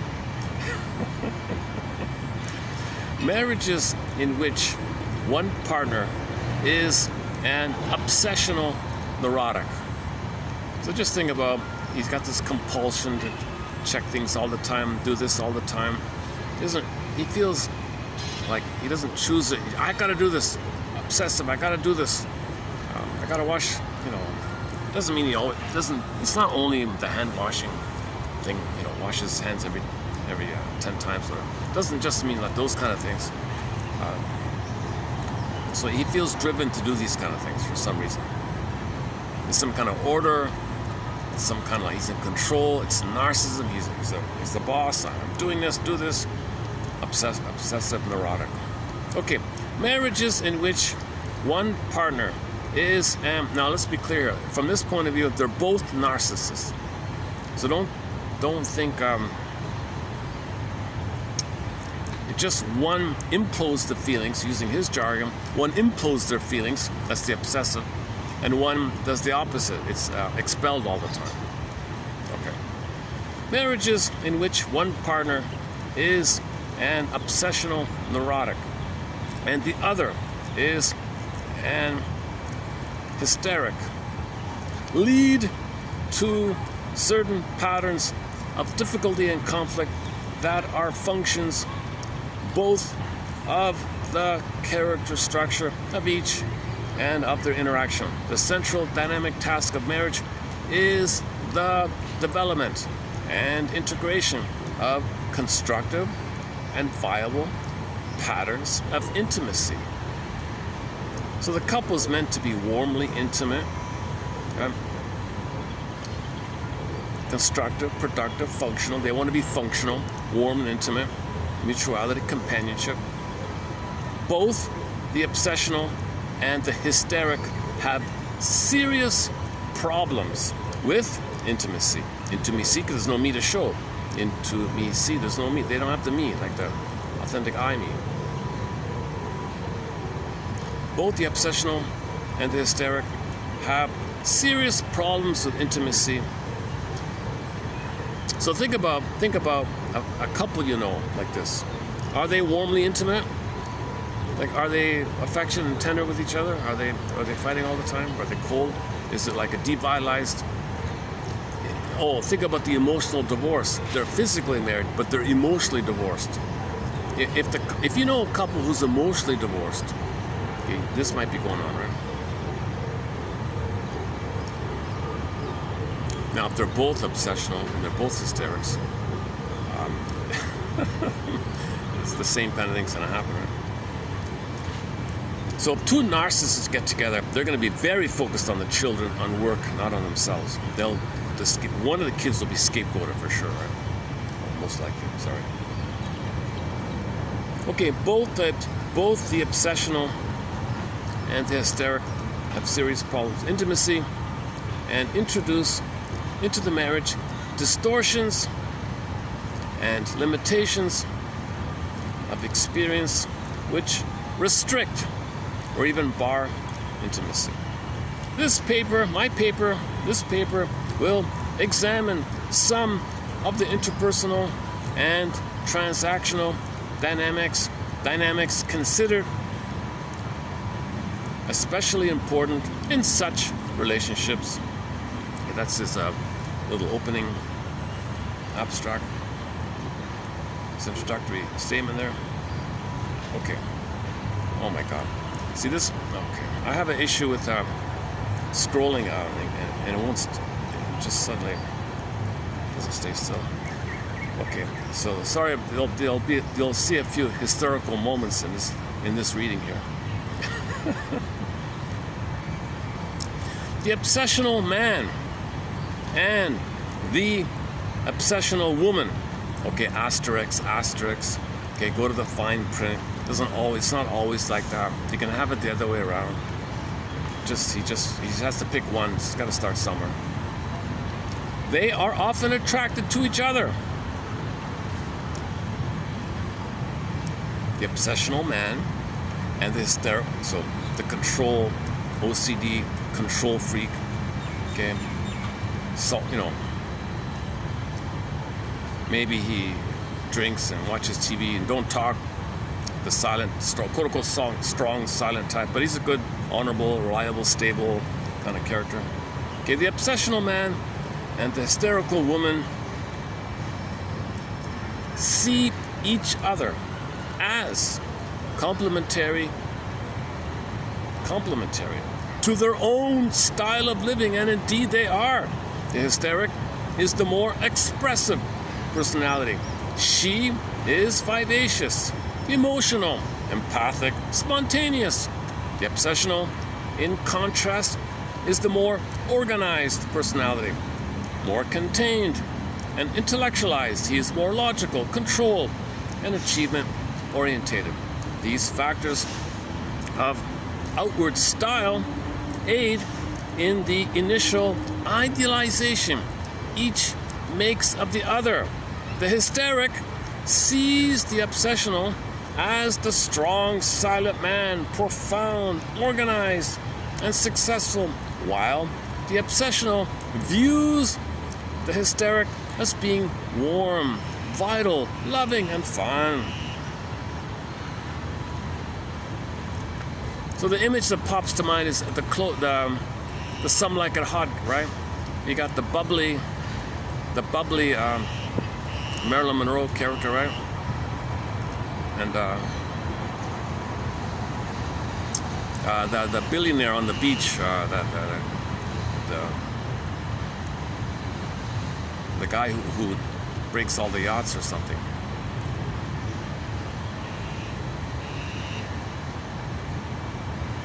Hang on, is that right? Oh no, I'm getting it mixed up here. Oh no, scratch. Okay, hang on. Okay, I'll leave it. I'll fill in the blank. Underscore. Can you think of any couple like this, either real or fictional? I can't right now, I'll tell you the truth. I'm a little blocked here. That's not a good example. Hang on. The Joan one comes back. I Married Joan, right? Joan Davis played the fun, creative, bubbly, dramatic, warm-hearted character, and the husband was this rigid, stiff, orderly judge kind of character. They kind of fit that a little bit. Although she wasn't really a narcissist, so it didn't really totally fit it.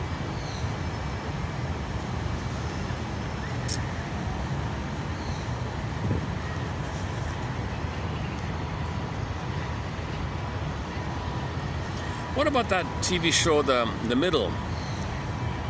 Malcolm in the Middle, is that right? The guy, the very stocky guy, who works at the construction site or something, very stable.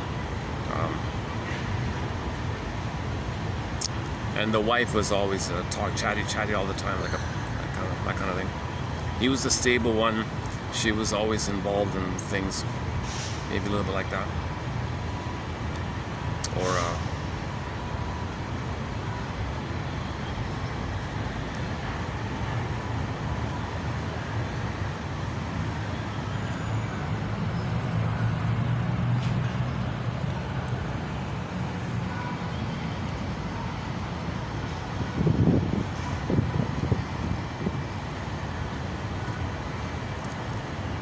so imagine one is the accountant and one is the artist, stuff like that.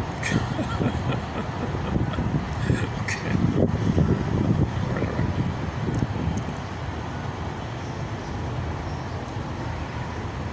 So they're attracted to each other. She sees him as strong. He sees her as vivacious, bubbly. They complement each other. Both see in the other's outward style evidence of precisely those characteristics they would like to see in themselves. Okay, so the judge guy wants to be more easygoing and creative and bubbly and creative and fun, spontaneous, right? And she maybe needs to be a little more organized and disciplined. So she's attracted to the judge's discipline, and the judge is I'm talking about the I Married Joan show. Let's just use that one then. Although she's not really a narcissist, right? But let's just pretend she's a narcissist for a minute. Okay, so she's attracted to the judge for the orderliness, and he's attracted to her for her fun-loving kind of character. She's a comedian, Joan. She was considered the #2 comedian in the 50s, next to Lucille Ball, right? #2 was Joan Davis. Don't hear much about her. She just had the one show, right, Joan Davis? The character she played was Joan Stevens. Yeah, okay. The guy who plays the husband, okay, that character was tolerable. But normally, the actor who plays the judge in that one, oh, it's annoying. He's annoying and other things. He's incredibly annoying in other episodes. Although he starred in another show that's not available. There's only 2 or 3 episodes. Okay, never mind.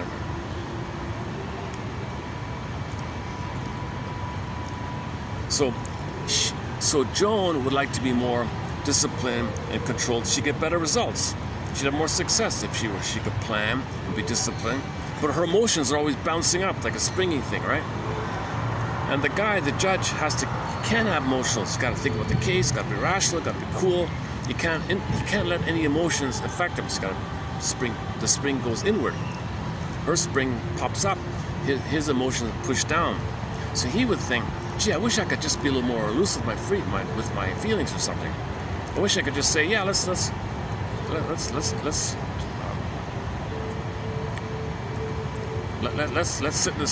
in a circle with the kids And I think I got a new game we can try out. I want to invent a new game. So he wants to just try out some fun little thing. But he never had a feeling for that. He would just follow the rules. Mother never taught me. I only play the game my mother taught me. So see, he won't try something new. But Joan is the artistic one. She'll try new things all the time.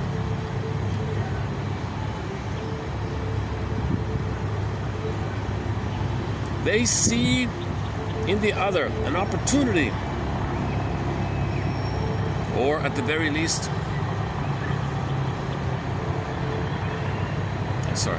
they see in the other an opportunity for change and growth, a complementary relationship which may be therapeutic for their own limitations, liabilities, etc., or at the very least might enhance their own experience. To this extent, then, the attraction has elements of healthy striving. So the judge says, yeah, I want to be more feeling and more expressive. She says, yeah, I want to be more disciplined and planning. So that's a positive, healthy, developmental aim, right? Such persons often change and grow considerably. If, there's the big if. So it can work if, on the condition the marriage can survive. I can survive. back to Triumph. He's got a song called I Can Survive.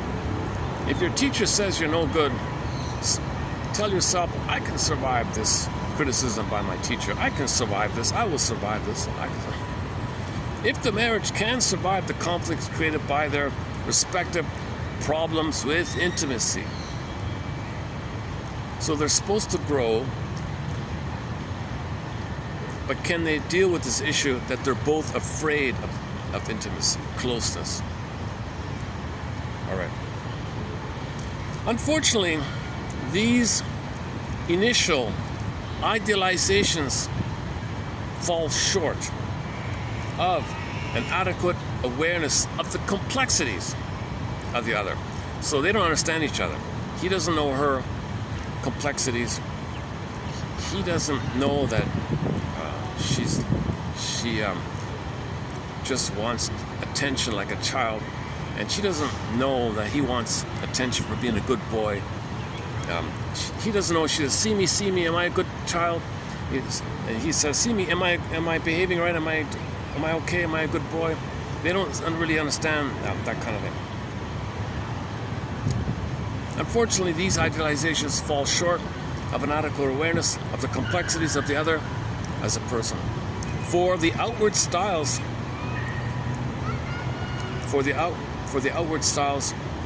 often enough are created by and tend to obscure those very neurotic factors which can subvert the opportunity for intimacy.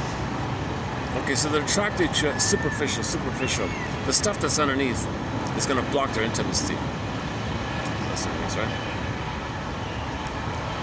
Both the hysteric and the obsessional have problems in the areas of dependency. So they both have a mother complex. They both never got enough love from their mother. And that's narcissism. It's the same thing. The dynamics of these problems, however, differ in each personality. And in their differences, we find important clues to an understanding of the conflicts which occur when they interact.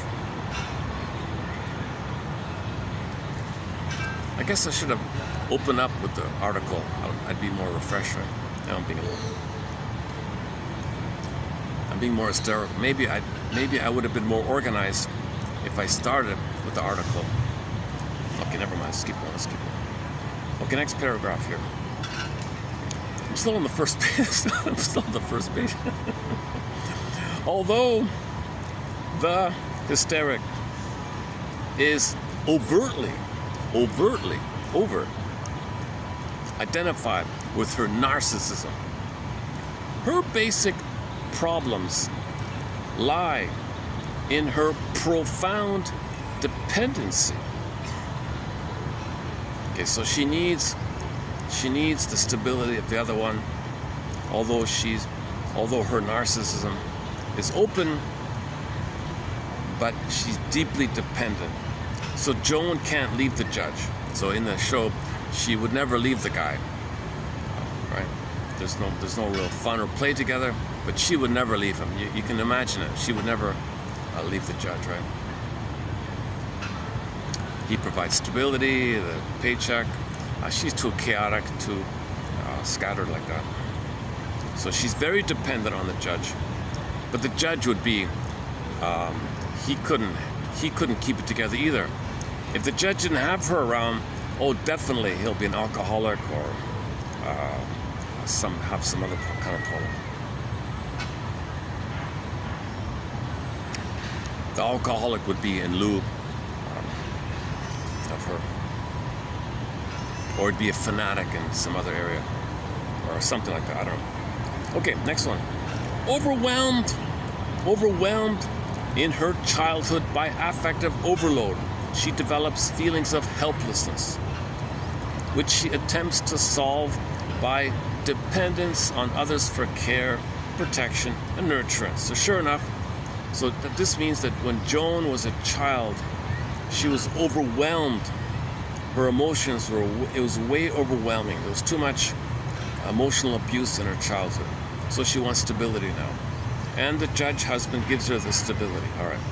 Her dependency becomes the most pervasive motivational force in her life, while remaining largely implicit and covert, rationalized and denied in various ways. So the real thing with Joan is she needs the nurturance, protection, and care of the obsessive, OCD control freak, unemotional, cold, doesn't want to dance, no tenderness, no touch. The romance there is next to nil, right? But she depends on it. So she's like a child in that way, right? Her narcissism, on the other hand, is openly about. So she's doing all this. At the same time, she's flamboyantly narcissistic, but she's dependent like a child on the narcissistic husband. Her flamboyance and exhibitionism, her flirtatiousness, yeah, you can see that in Joan. She could be a little flirty, like Marilyn Monroe-ish, a little bit like that. Her flirtatiousness and need to excite interest and attention. Yeah, she was an attention seeker. She was always doing some dramatic, look at me, attention-seeking thing. Are accepted aspects of her self-system. So it's part of her self-system, used to secure the care she craves. So she thinks this is how she gets the care that she craves, to satisfy the husband's lack of feeling. Her narcissism, in other words, is largely in the service of her dependency. Okay, what about the judge guy? The obsessional has, I know what you're thinking, this is too simple, too reductionistic, boring. Hang in there. Stay with me. The obsessional has a contrasting relationship to his dependency and narcissistic needs, the name of the article. Openly passive and dependent. His more basic fault lies in the area of his covert yet pervasive narcissism. Okay, so he's more like an introverted narcissist, and she's a more extroverted narcissist. The conditions of the obsessional's early life were so fraught with ambiguity and disguised aggression and rejection that he has little self-esteem. Okay, so the man, the OCD man, his childhood, there was too much chaos, ambiguity, and passive aggressiveness, and rejection, and criticism, and belittlement. So he was barked out all the time, I guess. So he tries to be a good little boy, perfect little boy or something. Okay, narcissism becomes the impoverished. Oh, they're back. There's 3 kids. This is my 3rd time to see these 3 kids. I guess this must be a routine for them or something. Oh, it's getting busier here. All right, let's keep going here. One time the kid was right behind my chair, hiding, playing hide and seek. I didn't even know him, but there was a kid hiding behind my chair here. I didn't even notice him, but he was hiding from the others he was playing hide and seek with. Very clever kid. I didn't even see him. Oh my God. I looked behind me. Oh my God, there's a kid. There's a cute little kid just. Not those ones. Oh, I lost it. Oh, for Pete's sake. If I move this even slightly, I lose the whole thing, for Pete's sakes. Hang on. The conditions of the obsessional's early life. Oh, we did that one. Next one. Narcissism becomes the impoverished substitute for the feelings of personal significance he lacks. So although he's a judge, let's say, deep down inside he feels, no, he's not important. He's not significant. He feels emotional poverty. His identity is impoverished. He compensates, Adler's theory, compensation. If he looks like a judge, he's so important. Oh, hell, yes, Jay. He loves all that, right? To compensate for how he feels on the inside.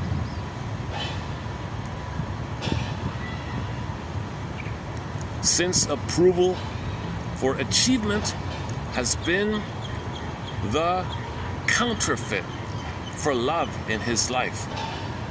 So these are the parents who says, if you don't get an A, only if you get an A, I'll say good. If you don't get an A, I punish you. Since approval for achievement has been the counterfeit, it's called conditional love, conditional. In his life, he tries unceasingly to prove his worth. Now he spends his whole life trying to get A's all the time, right? He spends his whole life trying to get A's. If he doesn't get it, he feels shame and shame and shame. So if he's alone, he'll drink, or if he's got a flamboyant, colorful wife around to distract him.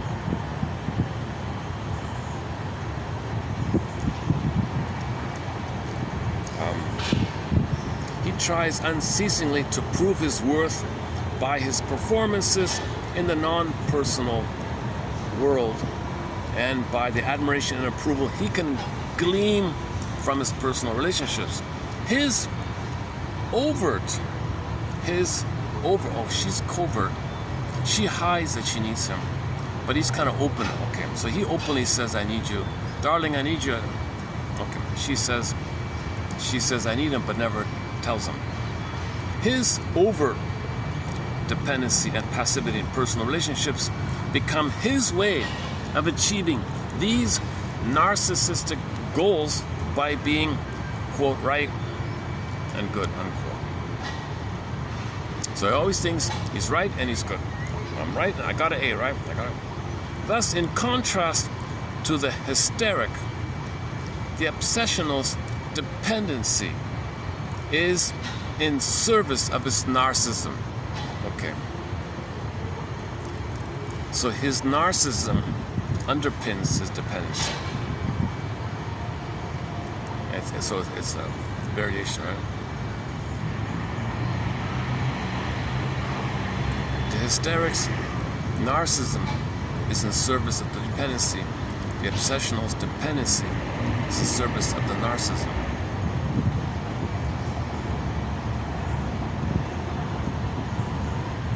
So if he's a good boy, that's his narcissism.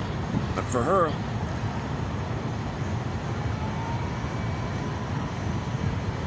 if she's seen, then she can have her dependency. All right. In their interaction, the covert claims of each, i.e., in the hysteric, her demands for analytic or dependent gratification, and in the obsessional, his implicit order for narcissistic supplies, are the source. Oh, they got a typo. Oh, they got a typo in here. There's a typo in the thing here. Are the source of, that's very rare for these. Oh, Gestalt. Oh, it's not a, okay. Gestalt journal. This is from the Gestalt journal. Fritz Perls. He was. They made a comment about him, and the many loves of Dobie Gillis. Oh, back to that one. The rich family, the wealthy kid, bragged that his mother will only trust her neurosis to Fritz Perls. Yeah, they changed the name. Hugo Gestalt. My mother is very choosy. Well, talk about obsessional. The mother is very obsessional. Right? She's so perfectionistic. She will only carefully trust one person. She'll trust her neurosis, her dysfunction. She'll trust only to the top guy, Hugo Gestalt. So this is from the Gestalt world. I guess it was big back then, eh? We don't hear about him now, right? Although it's come to think of it, if you visit a secondhand bookstore, there's always hundreds of old copies of his books. I've never gotten into Mr. Perls' work. I don't know. It's just too verbose and contradictory a little bit. It's too hysterical for me. Put it that way.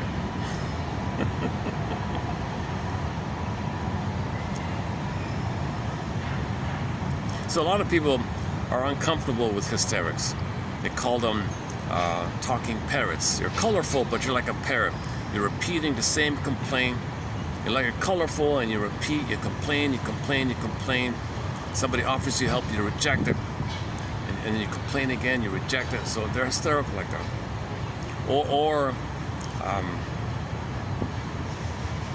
I just saw a clip of that Ally McBeal show before starting this. I once played the song, I've Got the Blues, right? So they showed you another musical clip where Ally McBeal saw, what's her name? Loretta Devine sing a song where she had fantasies about a love breakup and all this. So Ally McBeal was hysterical. Ally McBeal fainted because she was remembering some emotions about our breakup, and she fainted. That's considered a hysterical kind of thing.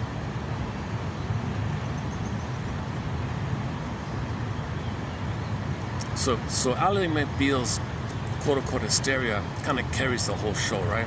She's anorexic. She's very anorexic, very bony, right?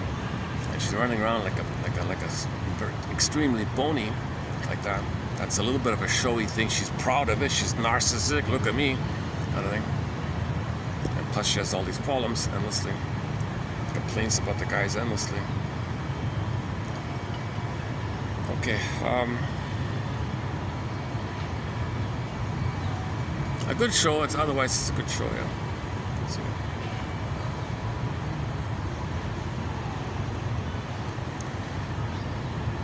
Where are we? Almost unerringly, each wounds the other in the area of their greatest vulnerability. Now they're hurting each other. They thought that they can grow together and learn from each other, and each can learn from each other. Sometimes they can, but more often than not, they're fighting and hurting each other. The hysteric, in her dependent craving for care and attention to be seen, threatens the obsessional, who fears of exposure and whose shame and self-contempt cause him to perceive tenderness. He's got a taboo on tenderness, fear of tenderness and vulnerability. He's got a huge fear of tenderness, taboo on tenderness, Mr. Sutty's book, right? It cause him to perceive tenderness that she craves, right? And intimacy as risks he can't afford. So the hysteric in her clinging and hold me or all these things, right? The hysteric in her dependent craving for contact and care threatens the obsessional, whose fears of exposure and whose shame and self-contempt cause him to perceive tenderness and intimacy as risks he cannot afford. His response to this threat is to avoid intimacy, to withdraw and create emotional distance, to inhibit affect and action. The hysteric, her analytic needs thwarted, responds to his avoidance by feeling unloved and rejected, and by frantically attacking the passivity and withdrawal of her mate. The obsessional views this response as criticism, rejection, and scorn, and reacts with further retaliatory withdrawal and distancing, I guess. First time I saw it. Distanciation. I'm assuming that's distancing, right? Further complicating matters, if that weren't enough. The hysteric's overt, narcissistic,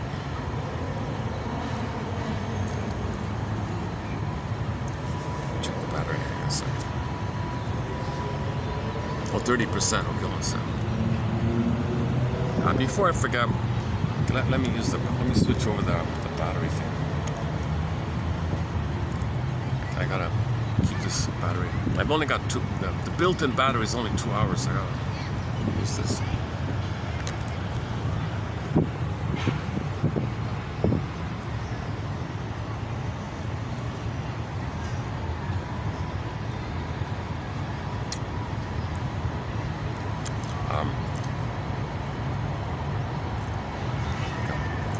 Maybe I should change my spot here. Yeah, I'm thinking maybe I should son of a gun. Give me a sec. Let me make an adjustment here. One sec.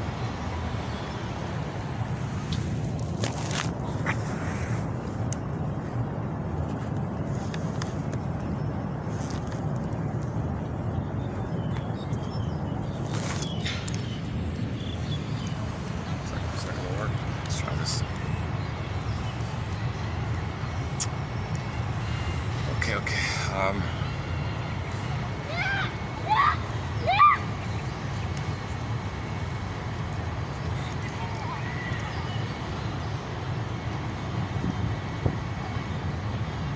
Okay, further complicating matters, the hysteric's over narcissistic and exhibitionistic display, which is her way of gaining attention and love,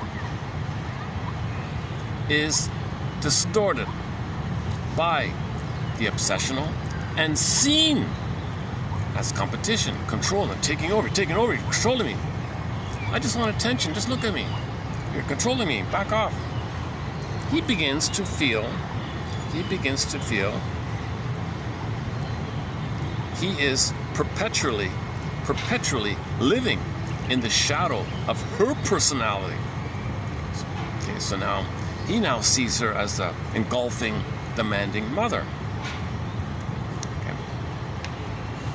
While feeling inept and unable to compete at this level because of his self-contempt. So now he's getting triggered. He's feeling the shame and self-contempt. It's all about her. She's making it all about her. It's her narcissism. She's center stage. Come on, I'm center stage. Give me supply. Similarly, the obsessional's passivity and dependence in the relationship, which represent his deep sense of ineptness and inadequacy, is distorted and personalized by the hysteric as indifference and rejection. Oh, you don't love me, you're so cold, you don't love me, oh, you're too demanding, it's all about you. Oh, you're cold and rejected. So she's hysterical, complaining. He's a cold fish or whatever, and he's complaining you're an erratic, out of control child or something. Okay, the wounds, I exaggerate. Okay, the wounds inflicted on the obsessional in such a marital interaction then are primarily narcissistic wounds, i.e. blows to the vanity and false pride that are his closest approximation to self-esteem. So him being a good boy is his narcissistic self-esteem, right? And she's attacking him.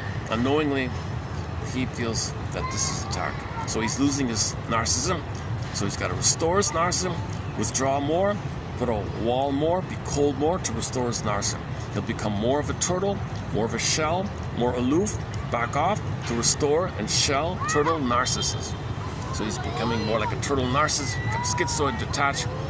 That triggers her, where she feels unloved, unseen, ignored, rejected. You don't love me, you don't like me. So she feels abandonment. He feels engulfed. So she now becomes a smothering, engulfing, possessive, clinging, demanding. And she feels he's dumping her, abandoning her, leaving her. Don't leave me, don't leave me. So she'll create drama to get attention. He'll shell off more. Let me go to the garage. Leave me alone. So now you got this quote-unquote dance between the two, right? He can't go too far. Steps a little closer. She can't too. She needs to step a little back. So they never settle anywhere. At one point or the other, one feels the other fear. And it's a constant chaotic. They can't settle him. Masterson's joke was he had a client. He just made a joke about a client coming in with the chair. Imagine just as a cartoon to describe his emotionality. He cannot settle the chair in the room with him in one spot. At any given moment, he feels engulfed or abandoned. So if he feels that he's being abandoned, he'll shuffle the chair a little closer. At that moment, he feels engulfed. No, fear. So he steps back. So when he shuffles the chair back, oh my God, no, abandoned. Falling, abandoned, alone, no. Step closer, oh no, engulfed. Mother's gonna eat me. Oh no, I'm gonna fall. I'm gonna be gobbled, fall. And he's always shuffling the chair. That's all he does is shuffle the chair. So emotionally, so imagine that as the dance between the couple like this. So they can't connect. They cannot connect because they're triggering each other's symbiotic broken bond with the mother. This all traces back to the symbiotic one is crashed, broken, and it's a chaos. Need, can't have, need, failed, pain, reminded, need, but if you touch it, you're reminded of the pain, but need, reminded of the pain, need, reminded of the pain. You can't accept it. It triggers the pain. You can't go back in the nursery. You can't go back to your mother in her bosom and get it. You can't redo it, but you need it. You want it. You still hope for it. So you got to mourn it. You got to be conscious to mourn it. So if these two couples are conscious and they're aware of this kind of stuff, if they read this article by Mr. Barnett, if they read it works, Barnett. Using associations to remember people's names.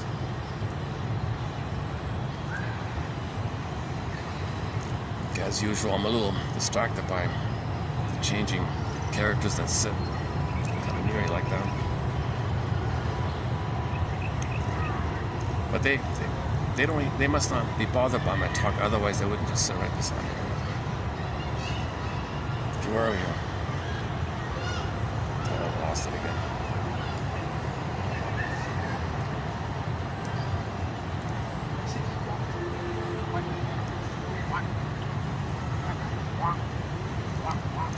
sakes. Okay, where are we here? Oh my God, hang on. Is it here?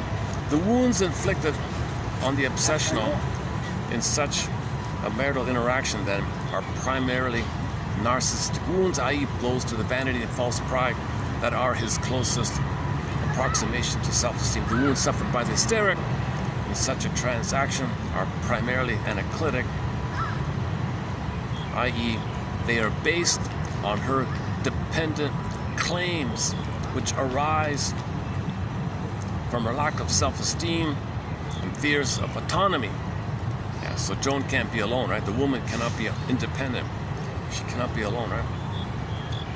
Neither of them can be alone, really. In effect, if he were alone, he'd probably be like an alcoholic with the, and if she were alone, she'd probably be like a playgirl or something, maybe a playgirl or something. In effect, each is geared to inflict wounds on the most sensitive, covert, and guarded needs of the other. Where the character pathology is not too severe, this may lead to a desensitization of neurotic hypersensitivity and to personal growth in both partners. Okay, so whatever the degree is, they can grow together if it's not too severe. However, in many cases, the self-esteem is too low, sensitivity too great for such a favorable resolution.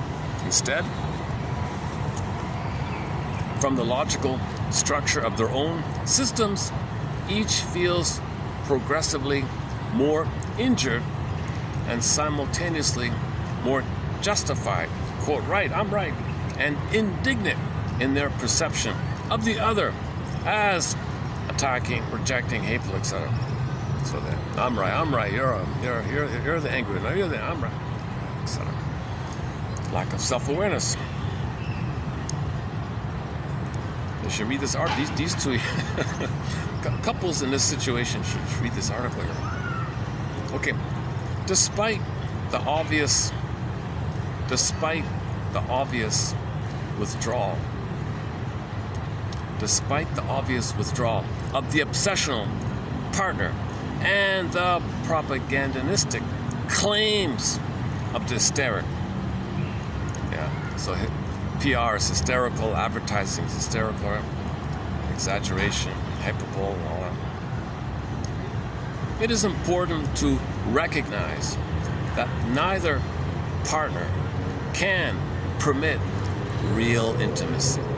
Neither of them can have mutual companionship, companionate love where they care and feel and understand the feelings of others and care about others' feelings. Neither of them can do it. They're both narcissists and they're both dependent. They both need and they're both egocentric.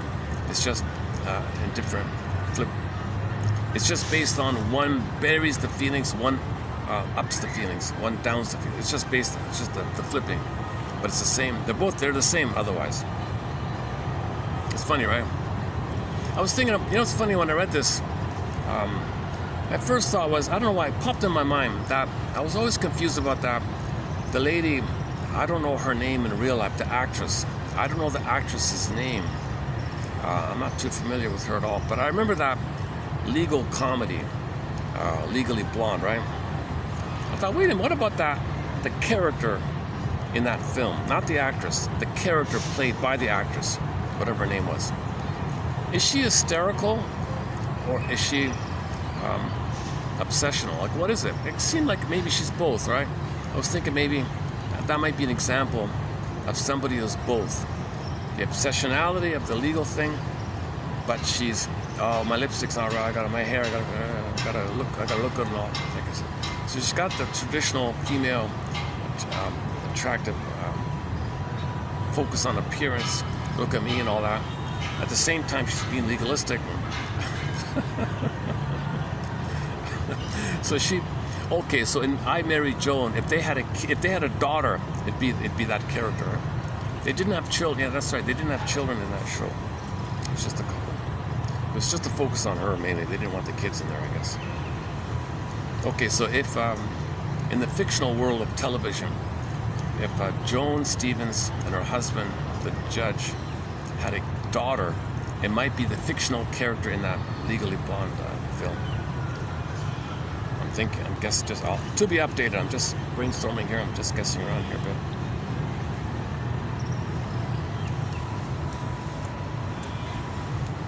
Okay, no intimacy. Where are we here? No intimacy, right? Again, despite the obvious withdrawal of the obsessional partner and the propagandistic claims of the hysteric, it's important to recognize that neither partner can permit real intimacy. The obsessional's fears of intimacy center around his shame and fears of exposure, and finally on his abysmally poor self-esteem. His solution to this dilemma is that of withdrawal and distantiation. There it is again, distantiation. He likes the word distanciation, distancing. I guess his claims in the relationship are largely for approval and recognition.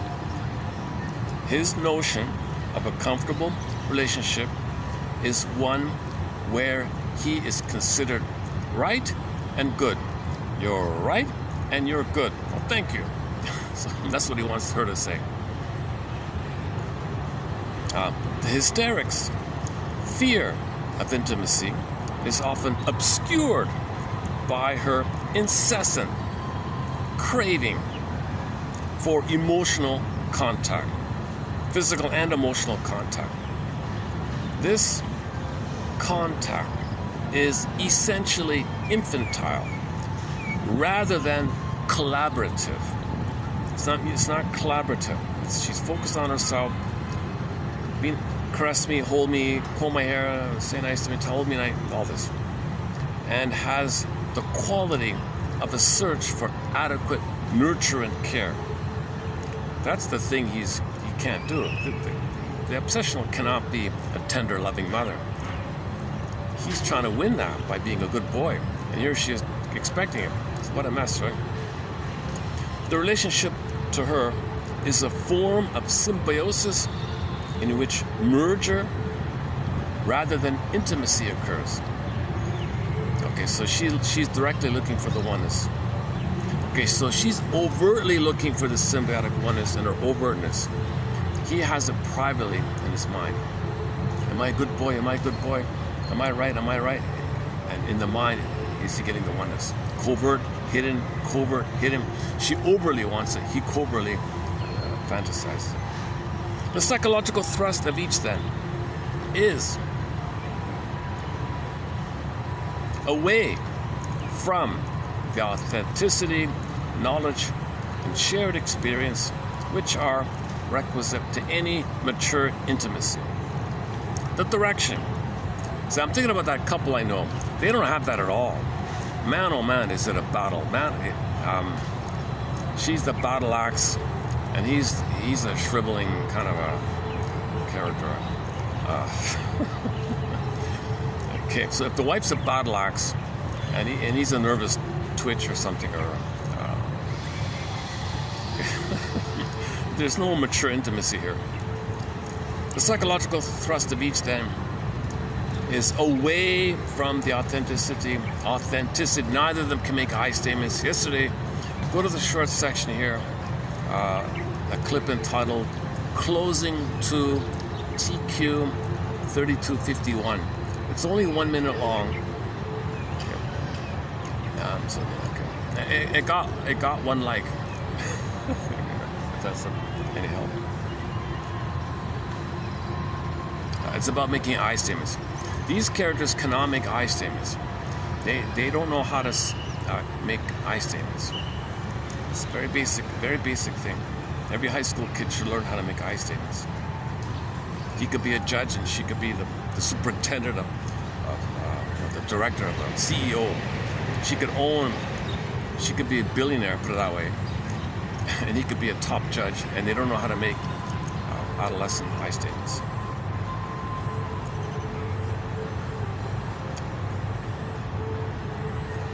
Okay, are we finished here? Where are we here? The direction is rather towards self, and more particularly towards fulfilling the narrow requirements of one's own historically and characterologically determined needs for security. Okay, they're just focused on their personality setup. Okay, the cognitive difficulties, the cognitive difficulties characterizing each of these personality types add to the misunderstanding and conflict. So the way they think adds to the confusion. The hysteric, characteristically, exudes, right? Like bursts out, kind of like emotional data of experience before they can be organized and digested meaningfully. Okay, so she's just all over the place, right? In her emotions, partly true, partly unorganized. Okay, give me a second.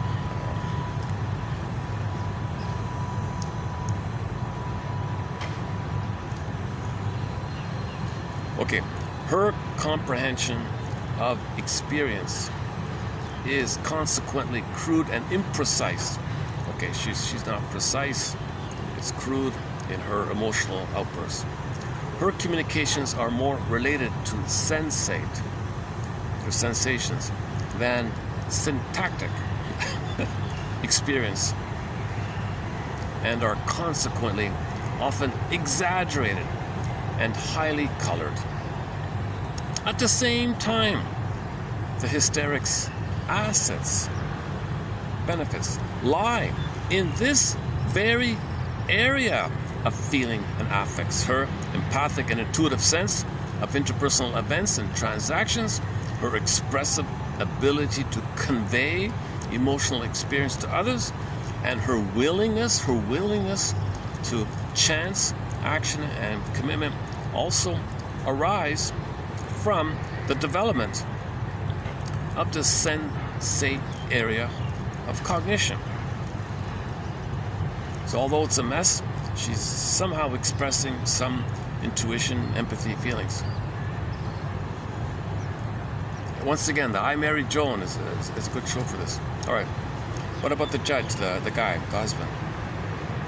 The obsessional's cognitive difficulties are rather different.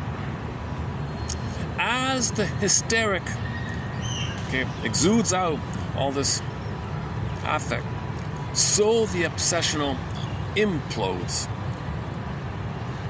or contains them. So he's bottled up and she's bubbling over all the time, right? So he's the pressure cooker and the lid's always on. And for her, the water's boiling all the time. I don't know. Okay, fearing self-exposure and self-contempt, he avoids making certain interpersonal inferences which might organize the implications of ongoing experience. He maintains disruption of these inferences by implosion of affects. So he implodes inwardly and she does the opposite, like outwardly, kind of like the burst out of emotion. So she bursts out her emotions and he bursts in his emotions. Yikes. No wonder he likes her, right? He maintains disruption of these inferences by implosion of affects, a mechanism in which the disorganizing effects of contained affects are used to jam. Oh, the night lights on. Oh, they got lights here. I'm not usually here at night. Oh, they got lights here. Okay, now I'm reading fresh, like I haven't read this yet, so I'm going to be a little more stuttered here. I'm on page 2. I'm now on page 2. Finally on page 204 here. He maintains disruption of these inferences by implosion of affects, a mechanism in which the disorganizing effects of contained affects are used to jam and restrict these thinking processes. Okay, so his thinking is going to be damaged because he refuses to feel. So he can't think clearly because he's not feeling clearly. He becomes syntax bound, excessively literal, and legalistic because of these thought disturbances. Okay, now he's clinging to the rule book. It says it here, literal. So no metaphor, no other things. Okay, legalistic, literal, excessively by the letter. No spirit of the law, only the letter of the law, kind of. So he won't understand the three-dimensional area. Okay, so he's clinging to something being perfectly the facts. No ambiguity. That's the facts. Something like that. Okay. Legalistic, he means. Oh, it's funny they say legalistic. We're talking about the judge, right? Okay. And he always had the book with him, didn't he? That film, did he? He always wore the robe and the gown and the book and all that. The ambiguous referential systems. The ambiguous referential systems based on the duplicity of his early experience. Okay, so when he was a little boy, the mother was hysterical, let's say. That's why he married a hysterical woman, right? He's frozen there. And he's still trying to get mother's approval by being a good boy. And she, on the other hand, she's like, she can't do it. She can't do it. She's turning to him to be the tender mother for her. He's saying, am I a good boy? Will you be tender to me? Neither of them can be tender or affectionate with each other. Ironically, they're both looking for the same thing. So that's why if they're aware, they can help each other. They can grow, right? The ambiguous referential systems based on the duplicity of his early experience lead to the ambivalence, indecisiveness, and lack of commitment so typical of the obsessional living. His assets, such as his organization, attention to details, and his ability to think theoretically or at high levels of abstraction. So he might be a geek in the computer world or something, or he might be a scientist, are based on his development of the syntactic area of cognition. It's a very intellectualization in his head. Because of that, he can sublimate and make money in that area. So he could become a scientist or a judge, but he won't feel, right? Back to Adler, the less you're feeling, the more you're thinking, right? Compensate. You see, all this thinking is due to a failure feeling. That's why he's drawn to the feeling one. But it's a sham feeling. She's giving him sham feelings, but it symbolizes the feelings. At least it symbolizes the feelings that he can't feel, but it's sham feelings. Now she is emotional because she can't think clearly. So he can't feel at all, so he's spinning around, right? She can't hold her feelings, so she's expressing it. Okay, yes, sir.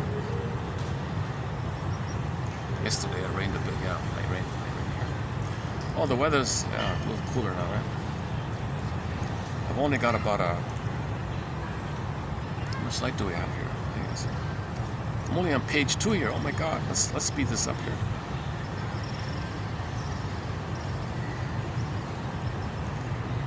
The interplay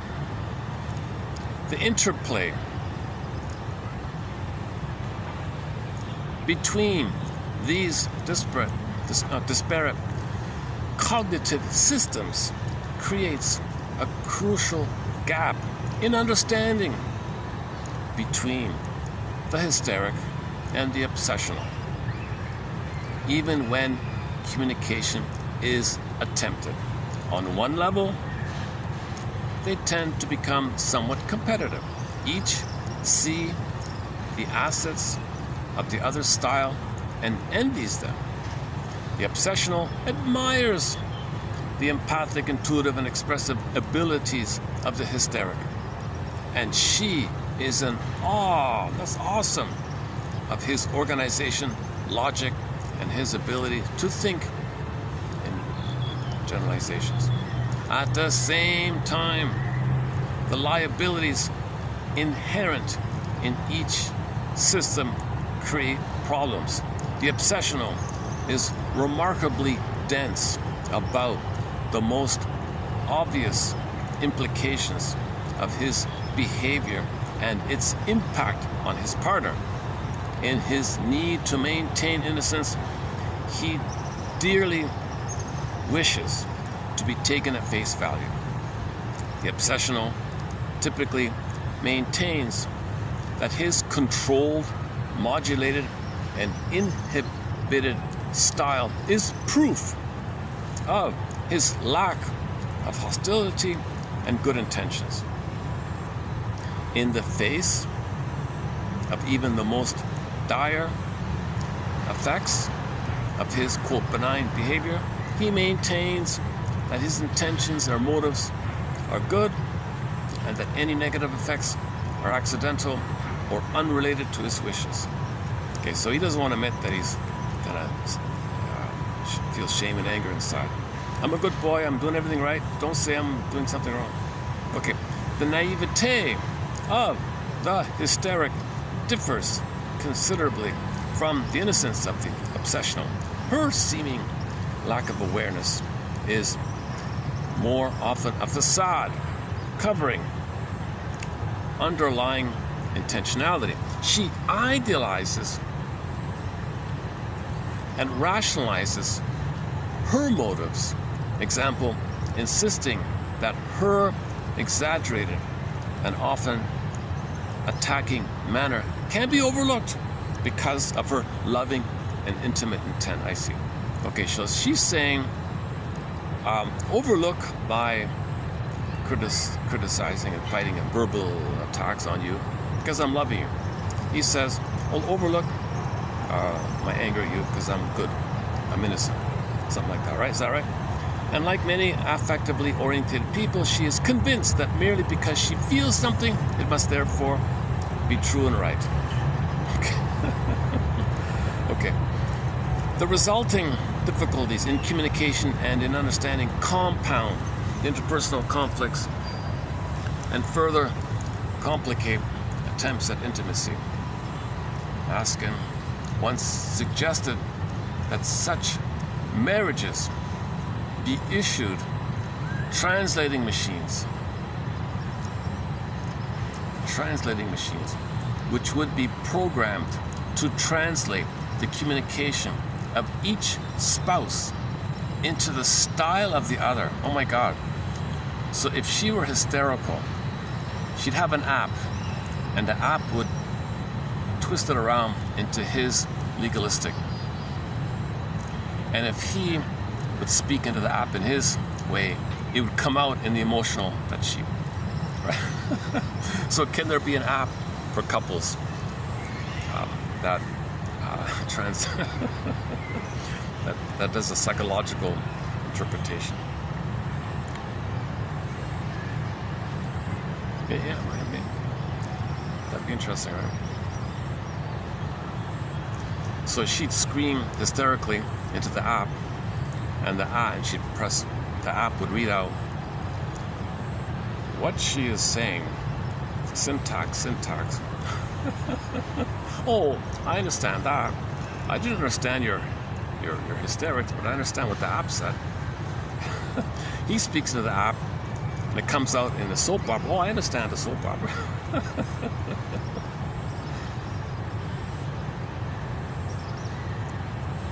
And indeed, such translating services are often a necessary task for the individual or marital therapist or the therapist does. Oh, that the job of the marriage counselor is to be this translator.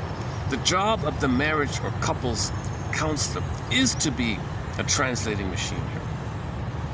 But more frequently, the problems with meaning and understanding are more profound, so maybe you can't do it, right? The mutual distortions, misperceptions, and illusions of both about themselves and the other are not merely stylistic. Okay, it's not just style here. It's not just the quote-unquote language, right? But have their roots in profound differences in the organization and dynamics of their experience with living. The power structure of the obsessional hysteric marriage adds to the marital conflicts. Power motives, techniques, and tactics exist in both partners, but proceed according to an implicit contract concerning power, aggression, hostility that is modeled in accordance with their contrasting dynamics. Okay, so it's deep. It's more deeply sourced. Their constructs are different. Oh, it's raining. Oh, let me get out the umbrella here. Hang on a second. Give me a sec here.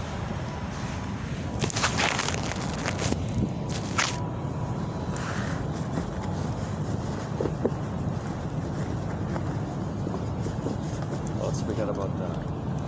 fan.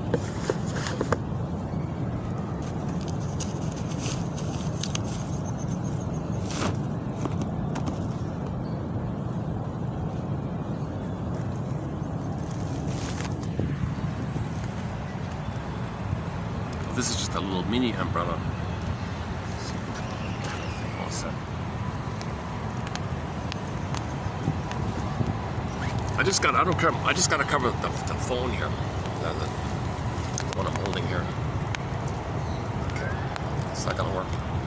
Okay, that's okay, right? All right. That's okay. Hopefully it's just a mild little drizzle.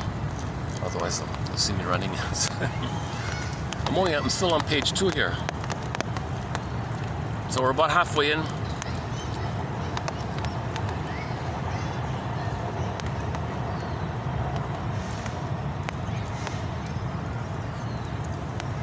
Hang on, where are we here?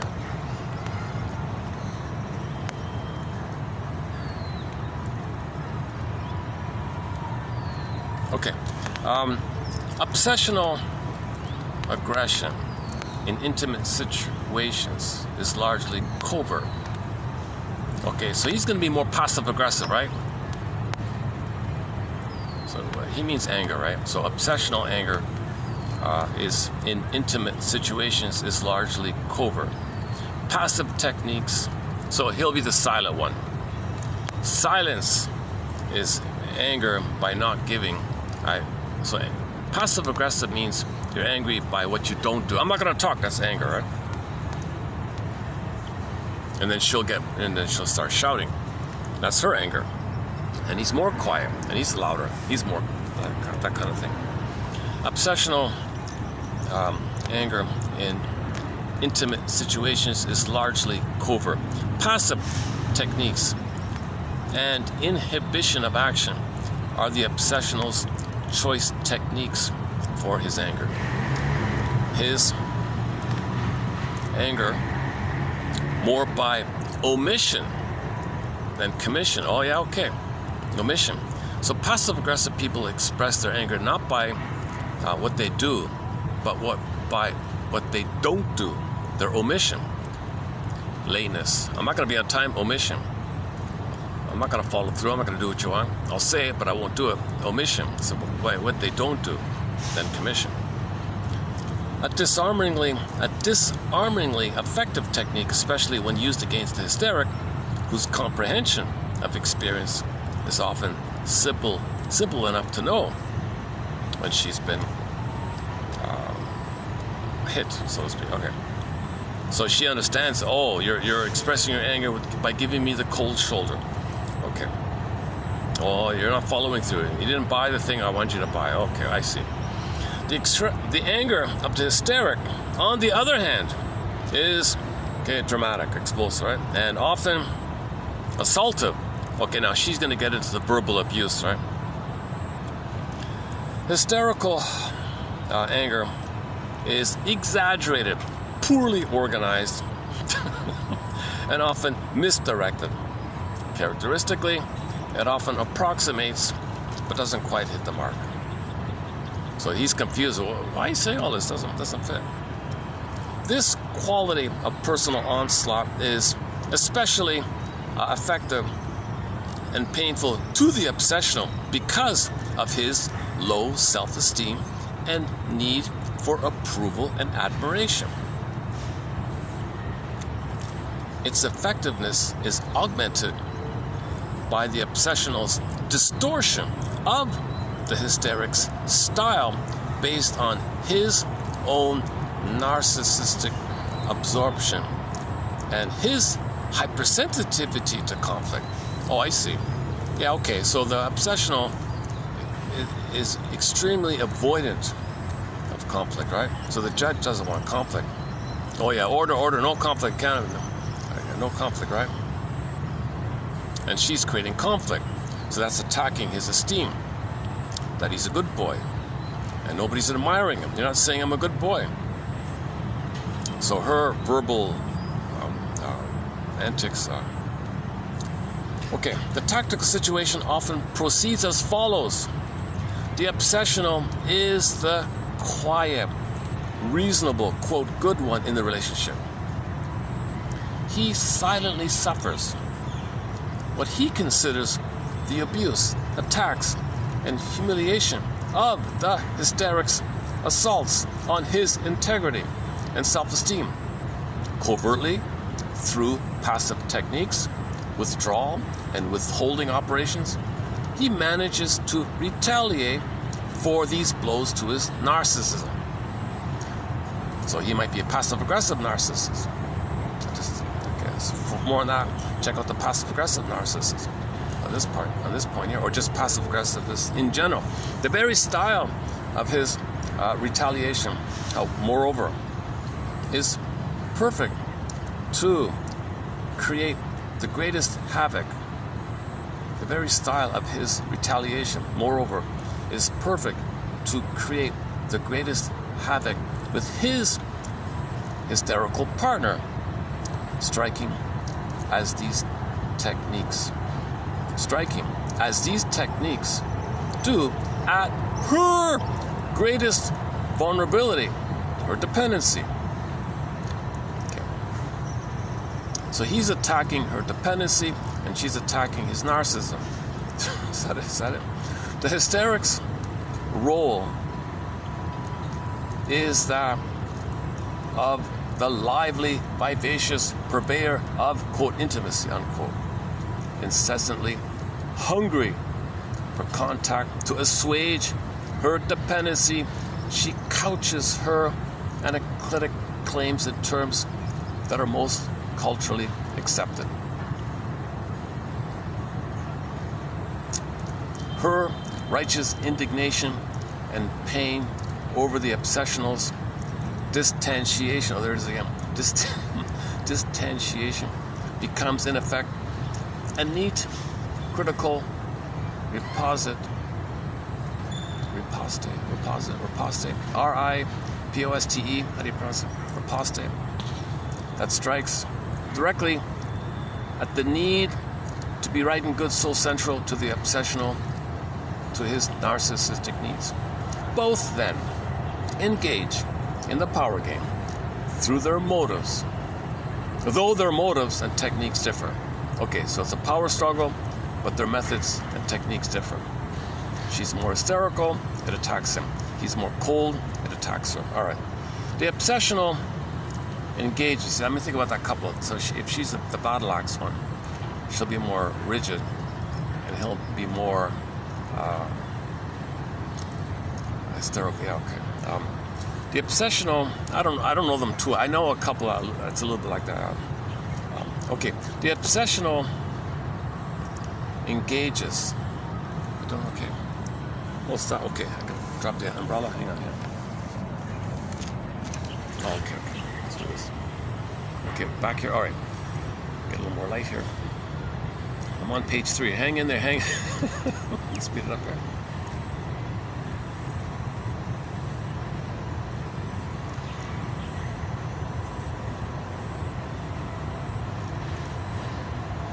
The obsessional engages in power operations covertly and rationalizes them as competence, effectiveness, and reasonableness. His power techniques are ultimately in the service of his narcissism.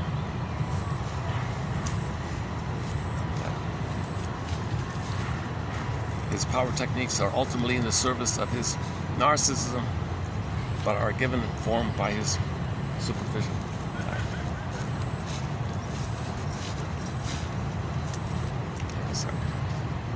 Some kid just trying to engage me, I think.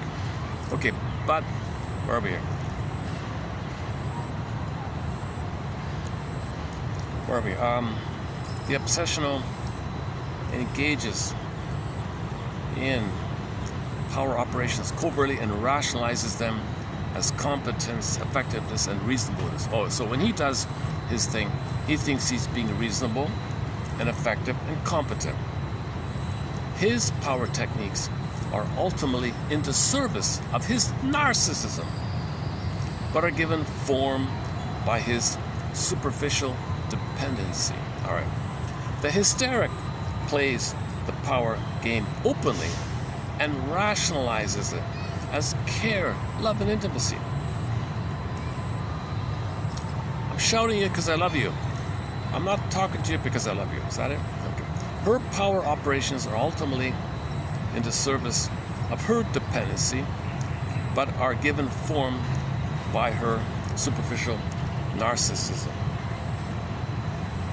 At various times during the marriage, one or the other style of power operation becomes more effective and predominant, but at all times both exist. Oh. So.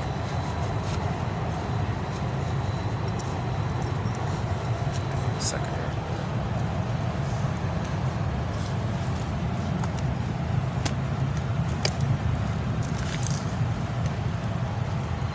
Maybe he's on a dare. I dare you to talk to him.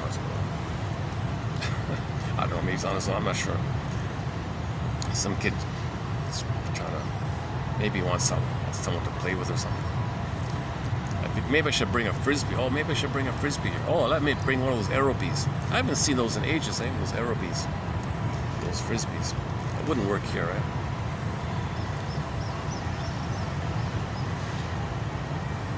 I'm doing okay with lighting here. I'm still on page 3, right?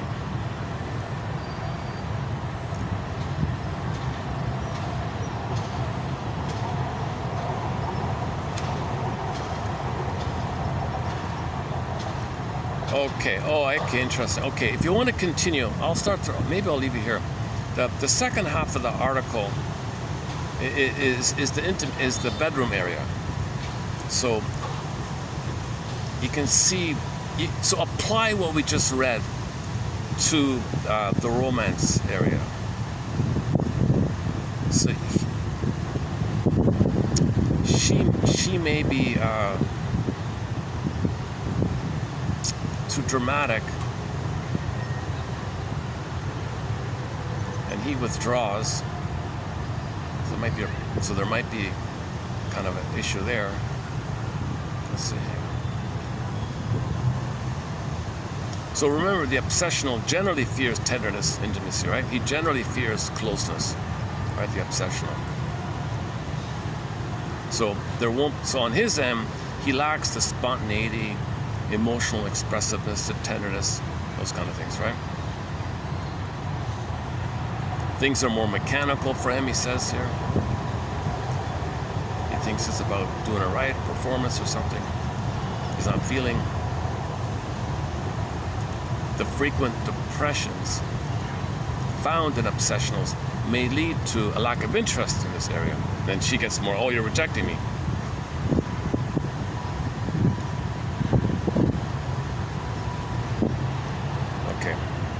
and he may want to get it over with this area. So if he's going to be in this area, it may be like too quote unquote premature or something. This area here.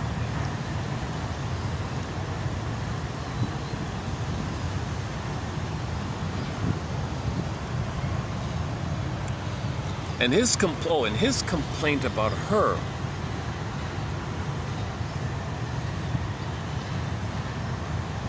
is that she's all show, and she's not really hang on, wait. I'm skipping around here.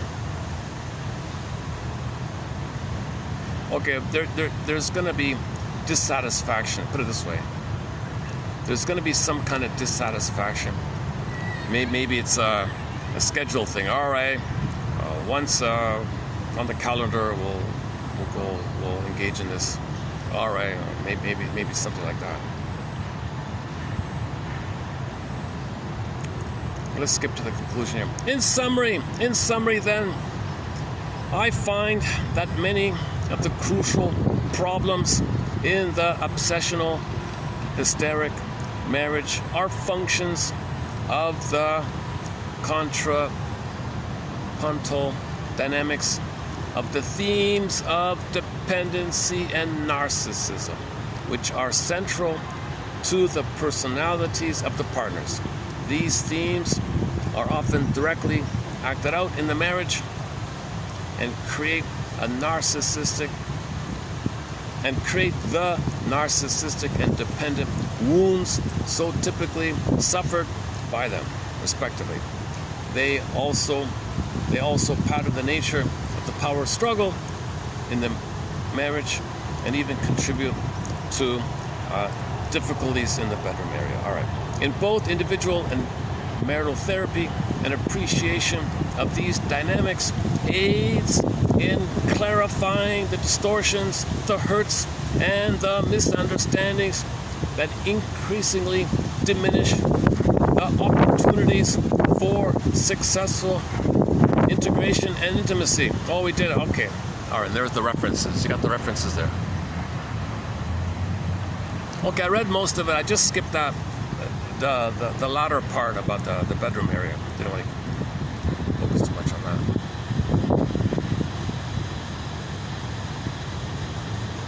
You can imagine it, right? You can imagine, like the couple I'm thinking about, the Badalax woman and the nerdy guy. You can imagine sort of things not going too well there.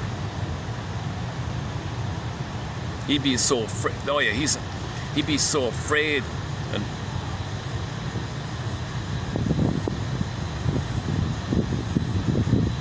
the woman is so afraid she might not be able to, right?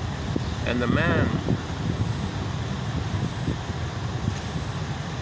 no, wait a minute. The Badalax, that's the obsession, that's the woman. Okay, that's flipped. So the example I'm thinking about is flipped. The woman's the obsessive, and the man's the hysteric. If the man's the hysteric, and the woman's the obsessional, how does that work?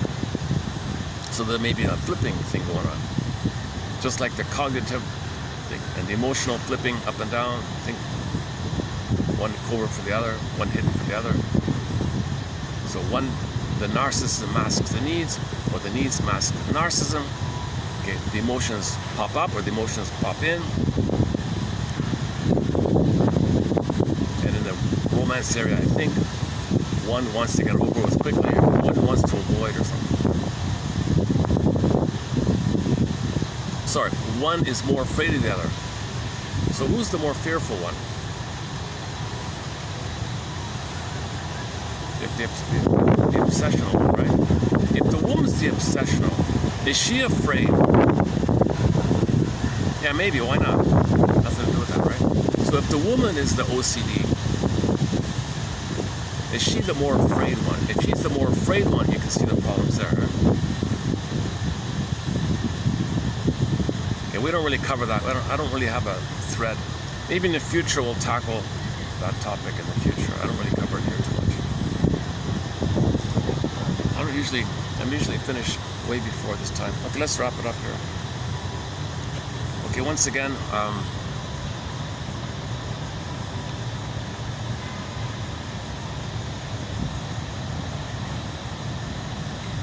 there's the name of the article. Narcissism and dependency in the obsessional hysteric marriage by Joseph Barnett, 1971. You'll see it there. If it doesn't show up, type in Gestalt Journal. The journal is called, the name of the journal is Family Process. Family Process Journal, 1971. You should find it. So what I'm getting at with this is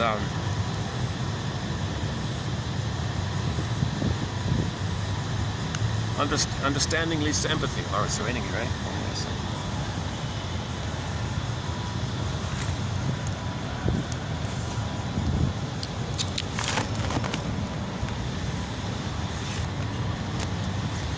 Gotta cover the phone here. It's dripping already here.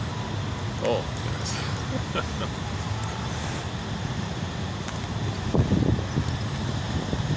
Any final thoughts here?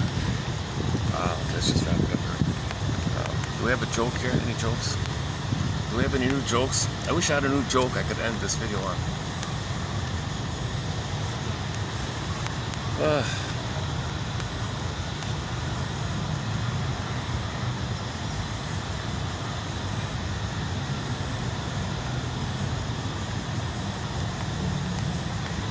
So once again, the phrase hysteria is a broad umbrella term to talk about many areas, not just a flamboyant expression, outbursting of uncontrolled emotions, wanting attention, things like that. But also when it's inverted, oh yeah, who's going to get sicker? Who's going to get sicker? You know, the OCD one will probably suffer more. Is that right? Or it'll be different. Maybe they both will physically suffer with this, but the OCD one will suffer more from internal, maybe more deeply internal, like ulcers and things, right? Maybe. And the hysterical one suffers maybe from maybe different organs. You know, I bet you different organs are going to be affected by this. My guess is that the hysterical will affect certain organs more than others, and likewise with the obsessional.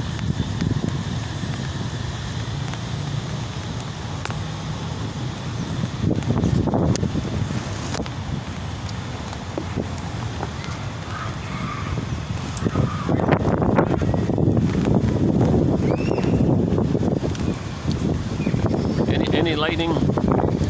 Any lighting? No lighting? How about over here? Are we gonna get a lightning strike? Yesterday we had a lightning strike, but I missed it. But we heard the thunderclap.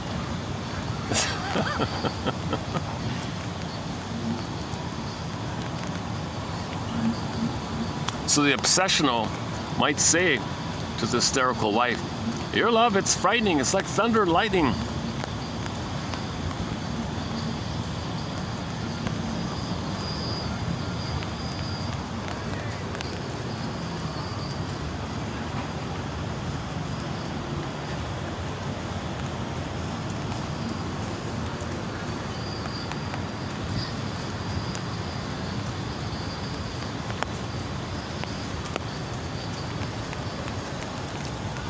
You know, I don't have it, but one quote, I don't have it in the collection.